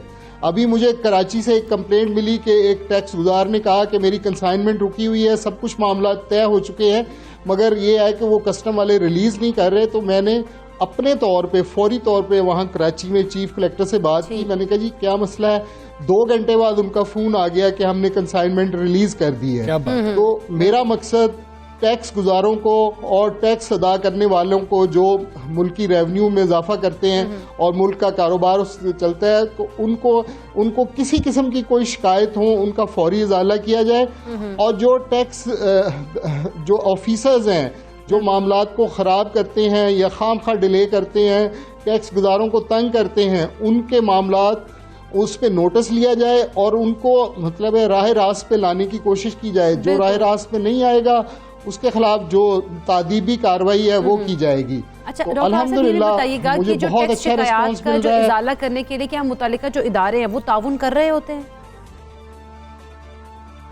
जी बिल्कुल तावन कर रहे हैं। मैं आपको बताऊं कि कस्टम और इनकम टैक्स के जितने ऑफिसर्स हैं, अगर किसी ऑफिसर से किसी ऑफिस से वो डरते हैं तो वो टैक्स मोहतसिब का दफ्तर है। उनको पता है कि यहाँ से जो है ना जो टैक्स वफाकी टैक्स मोहतसिब को सुप्रीम कोर्ट के जज की हैसियत हासिल है, तो यहाँ से कंटेम्प्ट नोटिस भी हो सकता है, यहाँ से शो काज नोटिस भी हो सकता है। मगर मैंने सबके लिए सब दफातर में जाके मैं यही बता रहा हूँ कि हमने ऐसा निज़ाम वज़ा करना है कि मैं जो वफाकी टैक्स मोहतसिब है मैं एक एडवोकेट ऑफ कंप्लेनेंट्स के तौर पे काम करूँगा और जो जेन्युइन शिकायत हैं उनको इजाले की कोशिश करूँगा। अल्हम्दुलिल्लाह रिस्पांस बहुत अच्छा है। तमाम जो टैक्स के दफातर हैं उनको पता है कि ये जो वफाकी टैक्स मोहतसिब आया ये हम में से एक ही है। कल तक ये हमारी शिकायत का इजाला बतौर टैक्स ऑफिसर करता रहा है और आज ये टैक्स ऑफिसर्स की जो अकाउंटेबिलिटी है वो होगी और इंशाअल्लाह शिकायत गुजारों की जो शिकायत हैं उनका फौरी इजाला किया जाएगा और उनकी दाद रसी की जाएगी। बिल्कुल ठीक है डॉक्टर साहब, आप दुरुस्त कह रहे हैं और बड़ा अच्छा काम है जब कोई उसके अंदर कोई भी सिस्टम एक चल रहा होता है, थोड़ी तब्दीलियां लाना उसमें मुश्किल भी हो रही होती है। कुछ जो मुश्किलात हैं उस हवाले से भी हमें बता दीजिएगा, क्योंकि एक सिस्टम चल रहा होता है, उसके अंदर थोड़ी सी ऊपर नीचे चीज़ें कर रहे हों तो लोग थोड़ा सा रेजिस्ट भी कर रहे होते हैं, इवन डिपार्टमेंट के लोग ये रेजिस्ट कर रहे होते हैं, तो ऐसी कोई रेजिस्टेंस भी है? देखें, अभी तो मुझे 1 महीना हुआ है और मुझे अल्हम्दुलिल्लाह किसी किस्म ना इंटरेक्शन की प्रॉब्लम है। मैं उन्हीं लोगों के साथ काम करके उठ के इधर 1 महीना पहले मैं टैक्स ऑफिसर, तो वज़ीर आज़म साहब ने मुझे ख़ुसूसी तौर पे बुला के कहा कि आपको हम ये वफाकी टैक्स महोत्सव लगा रहे हैं और आपने इसमें चेंज लेके आनी है। मुझे किसी किस्म की कोई मुश्किलात नहीं पेश आ रही। सारे जो ऑफिसर्स हैं, चेयरमैन FBR, मेंबर कस्टम, वो मेरी बात सुनते हैं और उस पर फौरी अमल भी करवाते हैं। तो इंशाअल्लाह मतलब ऐसा निज़ाम वज़ा होगा जिससे लोगों की दादरसी होगी और लोगों को फ़र्क नज़र आएगा कि वफाकी टैक्स महोत्सव का जो इदारा है इसको एक टैक्स ऑफिसर ही सही तरीके से चला सकता है। इसको दूसरे शोबे के लोग जिनको टैक्स का पता ही नहीं होता वो कैसे चला सकते हैं। तो 20 साल बाद ये इस हुकूमत को क्रेडिट जाता है कि उन्होंने एक टैक्स पर्सन को ला के इधर बैठाया है जो मुश्किलात को समझता है। मुझे पता है अच्छी एडमिनिस्ट्रेशन क्या होती है और वफाकी टैक्स महोत्सव, मुझे मेल एडमिनिस्ट्रेशन जो है उसका भी पता है, गुड एडमिनिस्ट्रेशन क्या है और मेल एडमिनिस्ट्रेशन क्या है। तो इंशाल्लाह हम करेंगे। आज ही हम गवर्नर हाउस में एक सेमिनार कर रहे हैं जिसमें गवर्नर साहब तशरीफ लाएंगे और उसमें हम लोगों को यही अवेयर करेंगे कि किस तरीके से वो अपनी शिकायत इंदराज करवा सकते हैं। इंशाल्लाह ऑनलाइन सिस्टम ऑलरेडी मौजूद है मगर मैं इसको मजीद बेहतर बना रहा हूँ इंशाल्लाह। अच्छा डॉक्टर साहब, आपकी शख्सियत का एक दूसरा पहलू भी है कि आप सोशल वर्क बहुत ज़्यादा करते हैं, तो ज़रा इस बारे में हमारे थोड़ा सा व्यूअर्स को बताइएगा। जी देखें जी, मेरी पहचान ही एज ए सोशल वर्कर है। मैं गुज़श्ता 30 दहाइयाँ हो गई हैं। मैं वाहिद एक सरकारी अफसर हूँ जिसको नौकरी के दौरान ही एक दफ़ा हलाले इम्तियाज़ और एक दफ़ा सितारा इम्तियाज़ मिला। और थर में हमारा बहुत सा काम है। थर में हमने तकरीबन 1200 कुएँ बनवाए हैं, ड्रिंकिंग वाटर वेल, और थर के सहरा को हमने ग्रीन थर में तकसीम कर दिया है। वहाँ हमने 2000 एकड़ पे लहलाते खेत बनाए हैं और एक आजकल हमारा प्रोजेक्ट चल रहा है झोंपड़ी से घर तक। हम थर के बासियों को जो जिनकी नस्लें झोंपड़ियों में गुजर गई उनको एक कमरा और बरामदे का मकान बना के दे रहे हैं।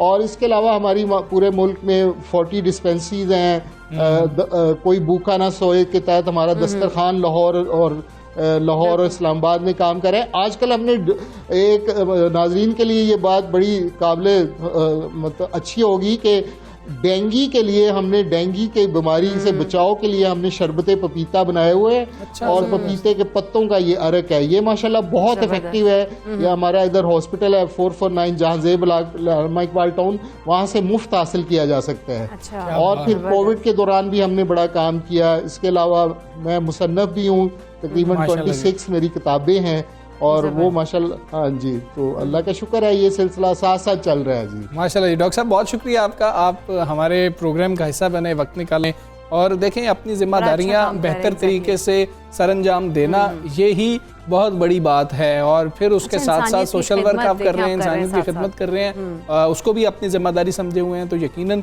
ये बड़ी काबिल फ़ख्र बात है। और यकीनन सराहना भी चाहिए। वो पॉजिटिव लोग अगर होंगे तो हमारा जो मुआशरा है उसमें अच्छे लोगों की वजह से वो अच्छी तरह से ही हम अच्छे होंगे तो मुआशरा अच्छा होगा, तो हमें खुद अच्छा बनना है। आगे बढ़ते हैं जी, चीफ जस्टिस साहब की बात करते हैं।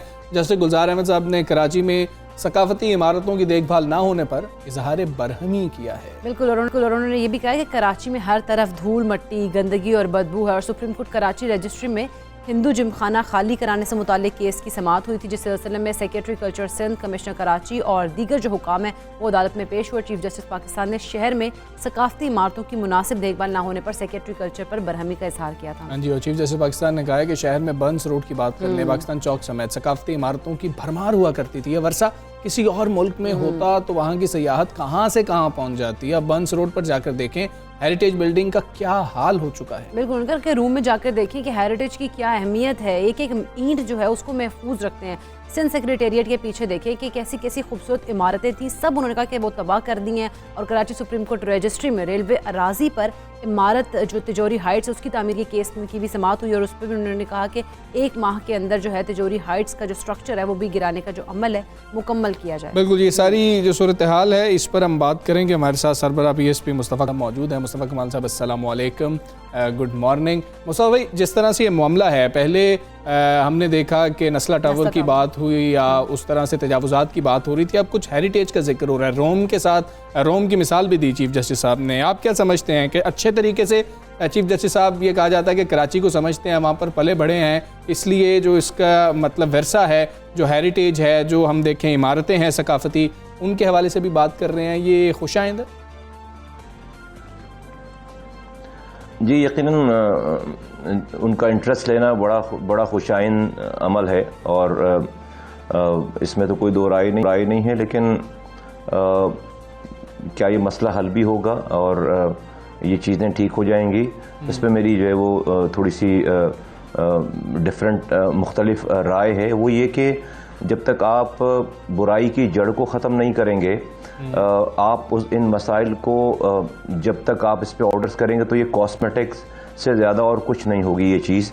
इसलिए कि और बुराई की जड़ क्या है? बुराई की जड़ यहाँ पर सिंध बिल्डिंग कंट्रोल अथॉरिटी है। सिंध बिल्डिंग कंट्रोल अथॉरिटी जो कि प्रोविंशियल गवर्नमेंट का एक इदारा है, जिस प्रोविंशियल गवर्नमेंट को मौजूदा चीफ जस्टिस साहब बुलाकर दर्जनों दफ़ा ये कह चुके हैं कि ये डाकू हैं, चोर हैं, करप्ट हैं और नाअहल हैं। सारी बातें अपने कमेंट्स में वो कर चुके हैं। अगर ये इदारा अपनी जगह काम करता रहे तो जिस काम करता रहेगा और करप्शन करता रहेगा और इलीगल बिल्डिंग्स को परमिशन देता रहेगा रिश्वत देके, तो चीफ जस्टिस साहब चाहे जितनी भी समातें करें, जिस वक्त वो कोई ऑर्डर कर रहे होंगे किसी बिल्डिंग को गिराने के लिए इलीगल, उसी वक्त उसी 100 बिल्डिंग्स जो है वो इलीगल कराची में कंस्ट्रक्ट हो रही होंगी राशवतें देकर इसी SBCA की बिल्डिंग को के लोगों की वजह से। तो जब तक आप ये Sindh government local Sindh building control authority के लोगों को सजा नहीं देंगे, वहां उसको कराची बिल्डिंग कंट्रोल अथॉरिटी वापस नहीं करेंगे, और ये जो मास्टर प्लान डिपार्टमेंट होता था जो कि चेक होता था, इस हुकूमत ने आने के बाद 2010 के बाद, मेरे जाने के बाद एक मास्टर प्लान डिपार्टमेंट उसको इस बिल्डिंग कंट्रोल अथॉरिटी के अंडर में दे दिया है। इसकी मिसाल अगर इसी तरह दे दूं आपको कि आप किसी चौकीदार के, किसी चोर के अंडर में आप चौकीदार दे दें, यानी कि अगर कोई चोर है नोन और वो उसको चोरी करना है और उस मोहल्ले के चौकीदार को आप कहें कि जी आपकी सैलरी ये चोर देगा, तो इसी तरह से मास्टर प्लान डिपार्टमेंट KBCA की और बिल्डिंग कंट्रोल अथॉरिटी की सारी चोरियों को पकड़ता था, रोकता था। इस हुकूमत ने उससे बचने के लिए उस मास्टर प्लान डिपार्टमेंट को स्टैंडर दे दिया। तो मेरी अर्ज है चीफ जस्टिस साहब से कि बराए मेहरबानी, मुझे उनकी इंटेंशन पे कोई क्वेश्चन नहीं है, लेकिन अगर वो इस सिस्टम को ठीक नहीं करेंगे तो 1-2 बिल्डिंग गिराने से या रोकने से कोई कराची की इलीगल कंस्ट्रक्शन का मसला हल होगा नहीं। ये मेरी राय है। लेकिन मुस्तफ़ा कमाल साहब, इसका अब मसले का हल क्या है और कसूरवार कौन है इस सब के पीछे के? ये जब जिस तरह से इलीगल भी हमने देखा, इमारतें भी बनी हैं, सब हमने देखा कराची की सूरत हाल है काफ़ी बिगड़ चुकी है, तो इसका पीछे कौन है, कौन इसका कसूरवार है और इसका हल क्या है? जी, मौजूदा सिंध हुकूमत, मैंने यही अर्ज किया आपको, मौजूदा सिंध हुकूमत इसकी कसूरवार है। जिस सिंध हुकूमत को चीफ जस्टिस साहब, आप उनकी अगर उनके कमेंट सुनेंगे पिछली तमाम हेयरिंग्स के ऊपर, वो उन्होंने वजीर आला को खड़ा करके सामने कहा है कि तुम जो है वो नाअहल हो, सिंध हुकूमत करप्ट है और यहाँ पर अकरबा परवरी हो रही है, तासुब की बिना पर जो है वो हुकूमत चलाई जा रही है। 13 सालों में सिंध हुकूमत के पास वफाक से 10,242 अरब रुपए मिले हैं सिंध के लिए। 10,242 अरब रुपए NFC अवार्ड के तहत मिले हैं और 10,242 अरब रुपए खर्च हो गए 13 सालों में। सिर्फ एजुकेशन की मद पर इनमें इन्होंने 2300 अरब रुपए खर्च किए हैं। आज 70 लाख बच्चा स्कूलों से बाहर है सिंध में, जिसकी उम्र है स्कूल जाने की। ये सिंध हुकूमत की करप्शन का लेवल है। मेरे जमाने में मुझे 300 अरब रुपए मैं अक्सर जिक्र करता हूं, पूरे दौर में खर्च हुआ। इतना काम हुआ कराची में कि आज 10 साल गुजरने के बाद भी लोगों को वो काम याद है। इमेजिन करें कि इन्होंने 10,000 अरब रुपए खर्च कर दिए, 10,242 अरब रुपए, और सिंध इंसानों के रहने की बदतरीन जगह। तो आप जो कह रही कसूरवार कौन है? कसूरवार सिंध हुकूमत है। और ये मैं नहीं कह रहा, ये तो चीफ जस्टिस साहब खुद कह चुके हैं। तो ये मैं कह रहा हूं कि अगर कसूरवार को सजा नहीं देंगे, भाई ये जो अफसरान जिनके साइन से ये तमाम NOCs जारी हो रही हैं। देखिए, एक आम आदमी का तो कोई कसूर नहीं है ना, उसके पास तो कोई अपॉर्चुनिटी नहीं है या कोई विंडो नहीं खुली हुई सुप्रीम कोर्ट में कि वो गवर्नमेंट के एनओसीज को जाकर चेक करा सके। वो तो अखबार में ऐड देखता है, एनओसीज देखता है, building control, KDA, KMC, provincial government, वो जाकर एक परचेज कर लेता है मकान या अपार्टमेंट। जब वो अपार्टमेंट बन चुका होता है, जब उसमें 4 सालों से वो रह रहा है, उसके बाद कोई किसी को ख्याल आता है कि ये इल्लीगल है और आकर वो हुक्म हो जाता है कि उसको तोड़ दें। भाई जब तोड़ें, बिल्कुल इल्लीगल तोड़ दें, कोई मसला नहीं है, लेकिन जिसने उस इल्लीगल कंस्ट्रक्शन में सहूलतकार का रोल प्ले किया है, खुदारा उसको तो भी हैंग करे ना। जैसे नेस्ला टावर की मिसाल है, चीफ जस्टिस साहब ने कहा कि इसको बम से उड़ा दो, इसको गिरा दो। तो मेरी ये दरख्वास्त है बड़ी आजिज़ाना कि भाई आप सबसे पहले बिल्डिंग कंट्रोल अथॉरिटी को अगर आप बम से उड़ा देंगे ना, खुदा की कसम इस कराची की इलीगल कंस्ट्रक्शन का मसला हल हो जाएगा। बुराई की जड़ सिंध बिल्डिंग कंट्रोल अथॉरिटी और वहां पर लिया जाने वाला रिश्वत है। पूरे डाकुओं को भरकर वहां पर हमारे जाने के बाद डाकुओं की भर्ती कर ली है, डाकुओं को भरकर पूरे शहर को लूटने के लिए छोड़ दिया गया आजाद। इलीगल कस्ट अभी आपको हर 2-3 महीनों के बाद एक कोई बिल्डिंग गिरी हुई नजर आती है और लोग उसमें मरे हुए नजर आते हैं। एक वाकया होता है, मीडिया लगता है, फिर अगली बिल्डिंग के गिरने का इंतजार कर रहे होते हैं। ये मैं जो अर्ज करता हूं, जो बात करता हूं, कभी कभी मैं थोड़ा सा तल्ख हो जाता हूं, वो ये कि इतनी बड़ी बड़ी अथॉरिटीज अगर वो सिर्फ और सिर्फ ऊपर से, इसी तरह मिसाल है कि भाई कोई 2 नंबर प्रोडक्ट तैयार हो रही है और वो किसी शेल्फ में रखी हुई दुकान में, आप जाकर उस प्रोडक्ट को शेल्फ से तो उठा लेंगे, लेकिन अगर आप फैक्ट्री बंद नहीं कर रहे हो 2 नंबर प्रोडक्ट बनाने की, तो फिर क्या फायदा? भाई आप फैक्ट्री बंद करें ना।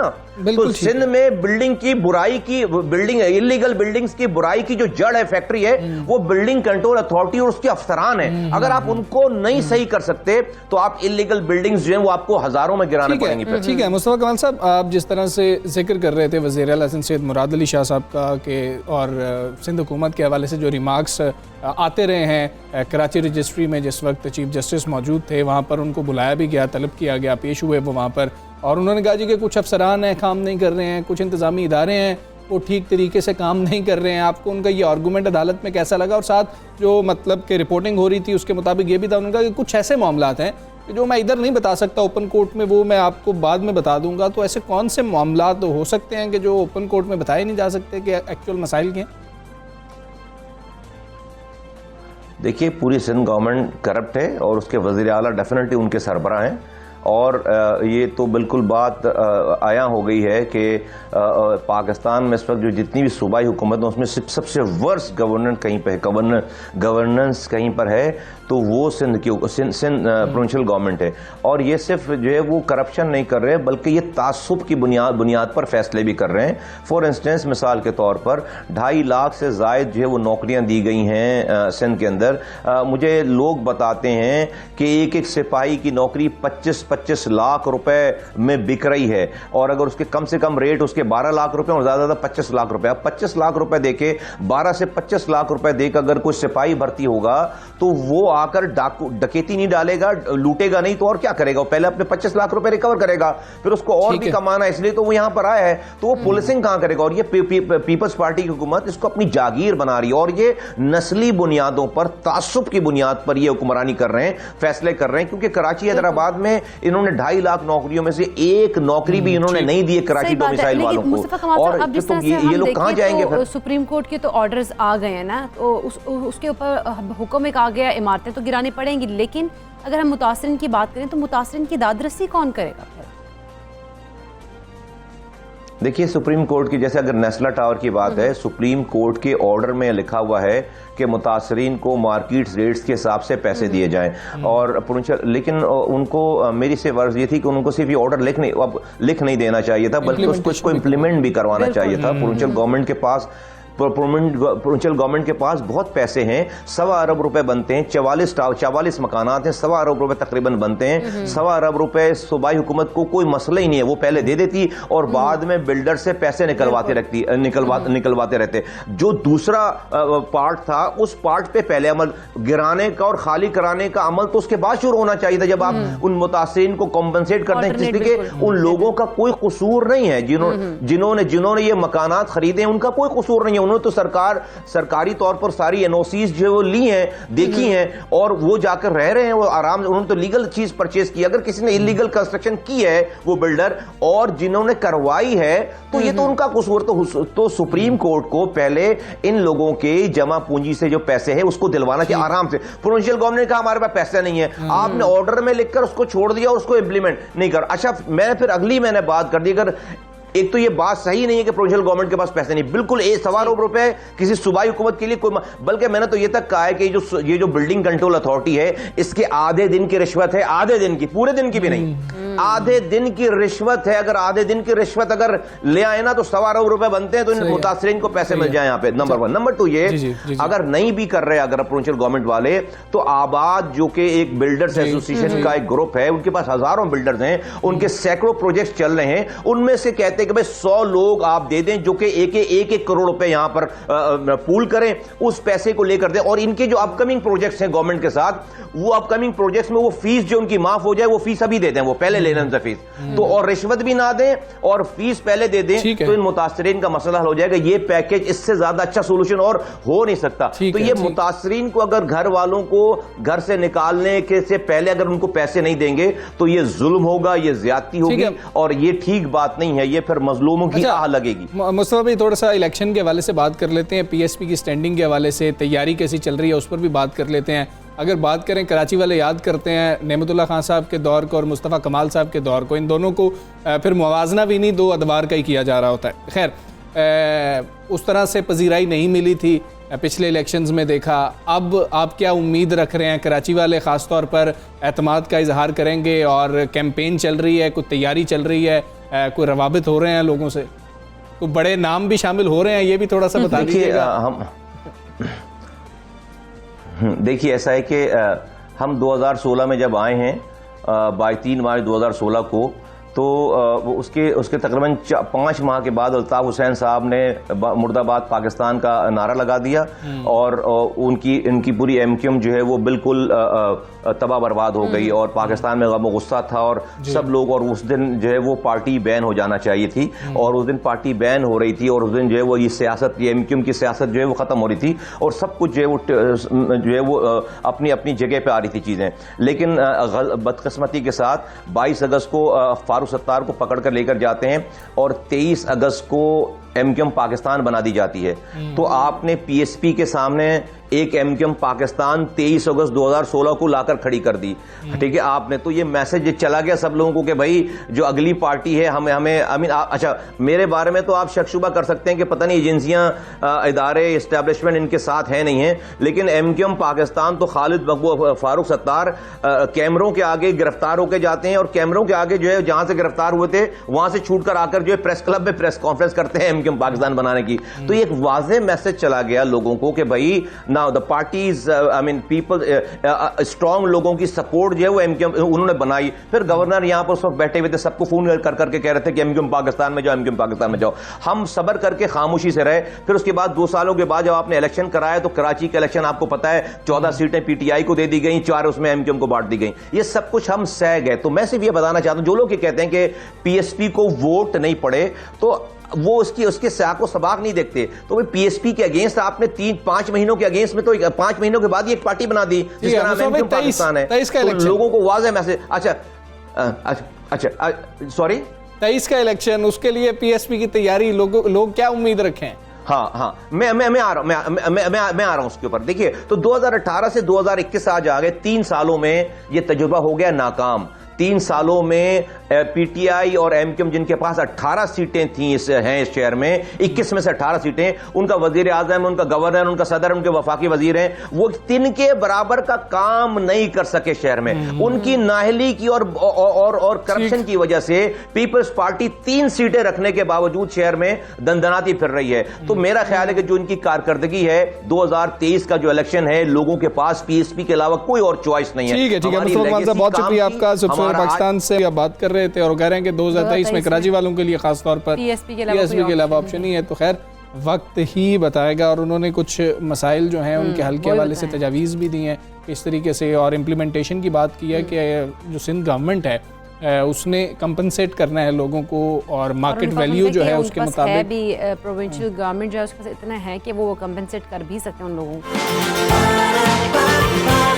सुबह सवेरे पाकिस्तान।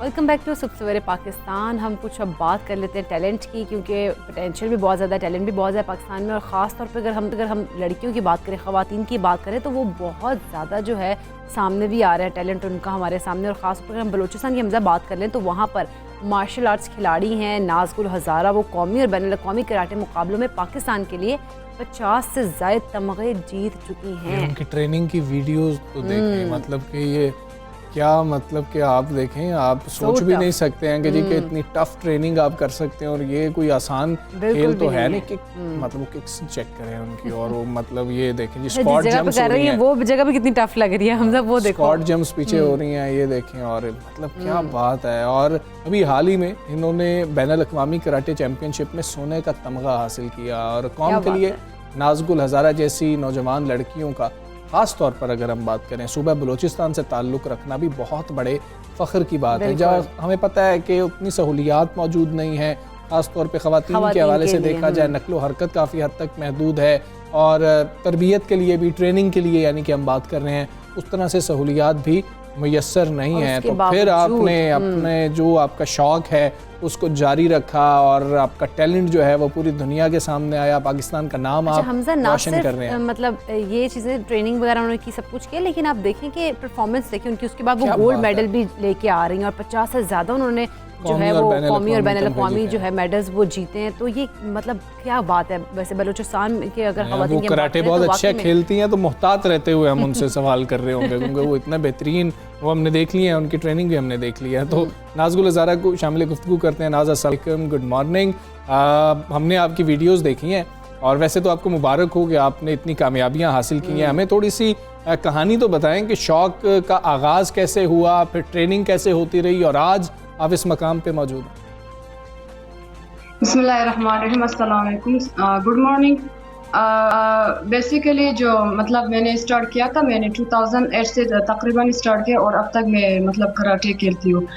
2008 के बाद मैंने फर्स्ट नेशनल जो खेला वो हैदराबाद में मैंने खेला था, और उसमें मेरा सिल्वर मेडल आया था, जो कि फाइनल में वापडा के साथ आए थे, और उसमें मेरा सिल्वर मेडल आया था।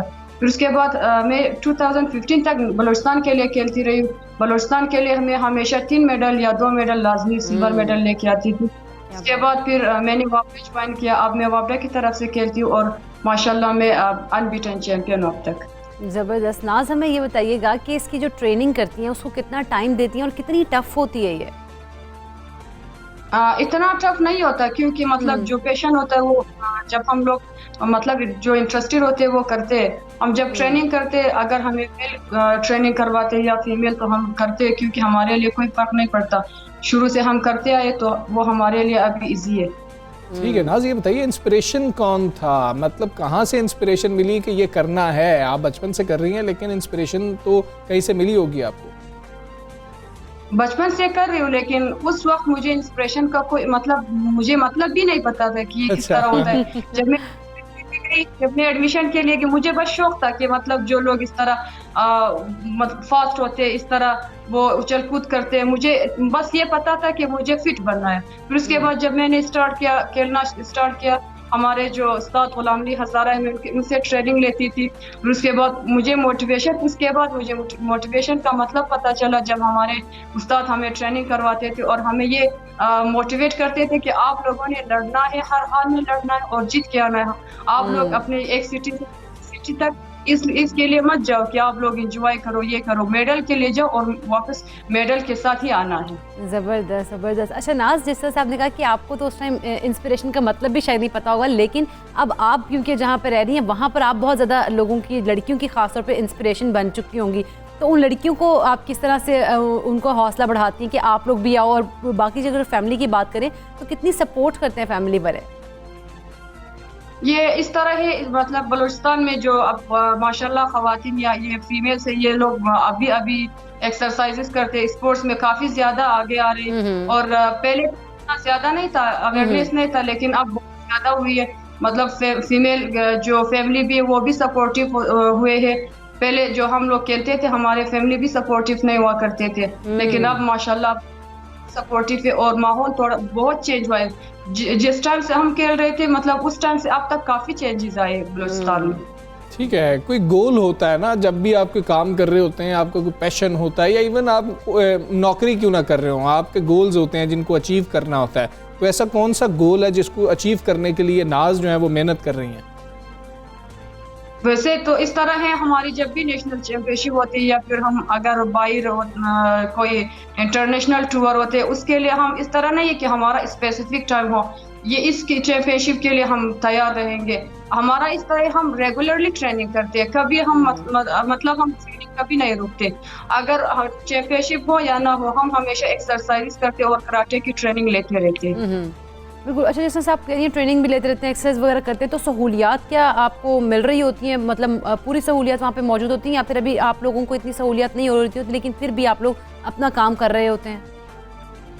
सहूलियत मतलब हम लोग करते हैं, जो भी हम कभी एक्सक्यूजेस पेश नहीं करते। हम कहते हैं कि अगर सहूलियत भी नहीं है, हम लोग ये करेंगे, ट्रेनिंग करेंगे, और हमारा जो टारगेट है वो गोल्ड मेडल है। हम हमेशा गोल्ड के लिए ही लड़ते हैं, ना सिल्वर ना ब्रोंज, मतलब हम वो करते हैं। हम हमेशा ट्रेनिंग करते हैं, अगर एक फैसिलिटीज ना भी हुई तो हम करते हैं उसकी। ठीक है नाज, आप हमें ये भी बताइएगा कि क्योंकि जब हमने बैनुल अक़वामी सतह पर इंटरनेशनल लेवल पर जाकर कम्पीट करना है, तो इंटरनेशनल खिलाड़ी हैं, सहूलियात मुख्तलिफ हैं, ख़ास तौर पे ट्रेनिंग की बात कर ली जाए तो कोचेज़ जो हैं वो बहुत ज़्यादा बेहतर हैं और सर्टिफाइड हैं।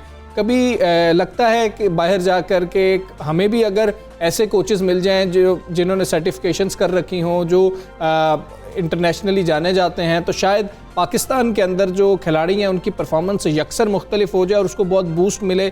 और कितना यहाँ पर रूम मौजूद है अभी? इस तरह नहीं है कि मतलब बाकी जो कंट्रीज होते हैं उनके कोचेस इतने हाई क्वालिफाइड होते। अगर इंसान को जो अचीव करना होता है वो हर हाल में करेंगे, चाहे वो मतलब इजी ट्रेनिंग करे या हार्ड ट्रेनिंग करे। हमारा मसला ये होता है कि इंटरनेशनली हमारा टूर्नामेंट बहुत कम होता है। अगर हम एक साल में एक चैंपियनशिप या एक इंटरनेशनल टूर खेलने जाते हैं, उसके बाद हमारा 4 साल के बाद 5 साल तक कोई वो इंटरनेशनल टूर नहीं होता। तो फिर इस तरह वो मिक्सअप होते हैं, मतलब इंटरनेशनली और नेशनल में काफी फर्क आते हैं। बाकी जो कंट्रीज होते हैं वो 4 साल में शायद वो लोग 8 या 9 मतलब इंटरनेशनल टूर्स वो लोग खेलते हैं, लेकिन इस तरह हमारा ये नहीं है कि हमारा इंटरनेशनल टूर्स बहुत कम होते हैं।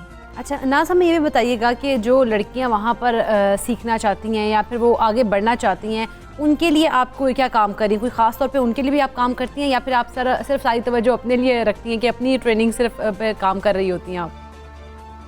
नहीं, मैं कराटे ट्रेनिंग भी करती हूँ, उसके साथ साथ मैं फिटनेस और मैं जो फीमेल्स है उनको ट्रेनिंग करवाती हूँ सुबह 6 बजे से लेके 8 बजे तक सुबह, मतलब मॉर्निंग। तो उनको हमेशा मैं फिटनेस एक्सरसाइजेस के बारे में कहती हूँ कि आप लोग एक्सरसाइजेस करें, कोई बात नहीं। अगर आप लोग कोई स्पोर्ट्स नहीं खेलते या आप लोगों को इंटरेस्ट नहीं है, कम से कम आप लोग फिजिकली फिट रहिए। अच्छा ठीक है, डाइट के हवाले से थोड़ा सा हमें बताएं। हमने देखा है कि जो मार्शल आर्ट्स में होते हैं वो खिलाड़ी हैं, उनकी डाइट बड़ी मुख्तलिफ होती है। कई चीज़ें होती हैं जो वो खा ही नहीं रहे होते हैं अपने आप को फिट रखने के लिए, और डाइट को मेंटेन करना भी बड़ा मुश्किल काम है, इसलिए ख़र्चा भी बहुत ज़्यादा हो रहा होता है। क्या ये बातें दुरुस्त हैं? आपकी डाइट क्या है? ये इस तरह है कि मतलब हर किसी का डाइट अलग होता है। इस तरह नहीं है मेरा कोई स्पेसिफिक डाइट हो, बस मैं ये जो जंक फूड्स वगैरह है या कोल्ड ड्रिंक्स वगैरह ये चीज़ें मैं यूज़ नहीं करती, और बाकी जो घर में खाना पकती हूँ वही खाती हूँ। हमेशा मैं घर का खाना ही प्रेफर करती हूँ, और जो फ्रूट्स है वो ज़्यादातर वो फ्रूट्स लेती हूँ, और कोई मतलब स्पेसिफिक डाइट नहीं है मेरा। ठीक है, बहुत शुक्रिया आपका नाज़गुल, आप हमारे साथ मौजूद। और बड़ी अच्छी और बड़ी फ़ख्र की बात है कि हम यही देखते हैं कि जी कि उस तरह से सहूलियात वहाँ पर मौजूद नहीं हैं और वो आज़ादी भी नहीं है। वो डिटर्मिंग कितनी ज़्यादा है, वो कह रही है कि फैसिलिटीज़ फिर भी नहीं बेशक हैं इतनी, लेकिन हमें फिर भी हम कोई बहाना नहीं ढूंढते कि भाई ये बहाना है हम कर दें तो हम ट्रेनिंग ना करें। हम ट्रेनिंग फिर भी पूरी कर रहे होते हैं और तभी तो वो फिर मेडल्स भी लेकर आ रही हैं। हाँ जी बिल्कुल ऐसा ही। अच्छे मौसम की बात करेंगे, पंखे शंखे तो बंद करवा दिए हुए हैं इकरा ने पहले से ही, लेकिन अब इंतज़ार कर रहे हैं कि बाकायदा सर्दी कब से आ रही है। जब सर्दियों वाले सही कपड़े भी निकाल लेंगे। कपड़े तो मेरा ख्याल है माओ ने निकालनी है, बस अब पहनने की देर है। बिल्कुल ऐसे ही है, लेकिन अब मौसम की जो सूरत हाल है वो जानना बहुत ज़्यादा ज़रूरी है कि आगे जो है वो किस तरह से, जैसे हमजा भी कह रहे हैं कि वो ठंड जो सही वाली है वो कब आएगी, हम जानने की कोशिश करेंगे। डीजी मेट रियाज़ खान हमारे साथ मौजूद हैं। अस्सलाम वालेकुम, गुड मॉर्निंग। रियाज़ खान साहब बताइएगा कि जिस तरह से हम कह रहे हैं कि सर्दियाँ वो वाली कब आएंगी जब हम सर्दियों में कपड़े भी पहन रहे होंगे और सही वाली ठंड जो है वो हमें नज़र आ रही होगी। जी वो दिसंबर मिड से तकरीबन वो स्टार्ट हो जाएगी। वैसे तो अभी जैसे आपने अपनी रिपोर्ट में बता दी स्लाइटली टेम्परेचर फॉल तो हो चुका है और खासकर रात के अर्ली मॉर्निंग में स्लाइटली कुछ सेंसिटिविटी तो शुरू हो चुकी है सर्दी, लेकिन यह है कि दिन के वक्त चूँकि टेम्परेचर फिर राइज कर जाता है और कोई ऐसा, तो डेफिनेटली जो नवंबर के एंड दिसंबर के फर्स्ट या सेकेंड वीक से फिर जो बिल्कुल जिसको वाकई सर्दी कहते हैं वो स्टार्ट हो जाएगी और जनवरी का महीना जो है वो। ठीक है रियाज़ खान साहब, जरा मौसम के हवाले से बता दीजिएगा मुल्क के मुख्तलिफ हिस्सों के बारे में, और दूसरा कोई बारिशों का स्पेल भी एक्सपेक्टेड है? अभी फिलहाल तो अगर हम कंट्री की बात करें तो कोई ऐसा सच नहीं है, अलबत्ता आगे जो 2-3 दिन के बाद कुछ जो एक्सट्रीम नॉर्दर्न पार्ट से शमाली हिस्से हैं नॉर्दर्न एरिया, उसमें कुछ बारिश की चांसेस, स्नोफॉल की चांसेस रहेगी, लेकिन ओवरऑल जो रेस्ट ऑफ द कंट्री है उसमें फिलहाल कोई ऐसा सच नहीं है। जी ठीक है, फिलहाल मौसम खुश्क ही रहेगा। बाकी अगर हम बात करें शहरों के अंदर या इलाकों के अंदर, बहुत शुक्रिया खान साहब, आप सबसे सवेरे पाकिस्तान से बात कर रहे थे। तो मौसम के हवाले से हमने आपको बताया है कि लेकिन सर्दी बस आ रही है और दिसंबर के स्टार्ट में ही अच्छी बेहतरीन जैसे होती है ना उनकी वो भी अब महसूस होती है। सुबह में हम आए तो ठंडक महसूस हो रही हो। हमें इजाज़त दीजिए, अपना बहुत ख्याल रखिए। अल्लाह।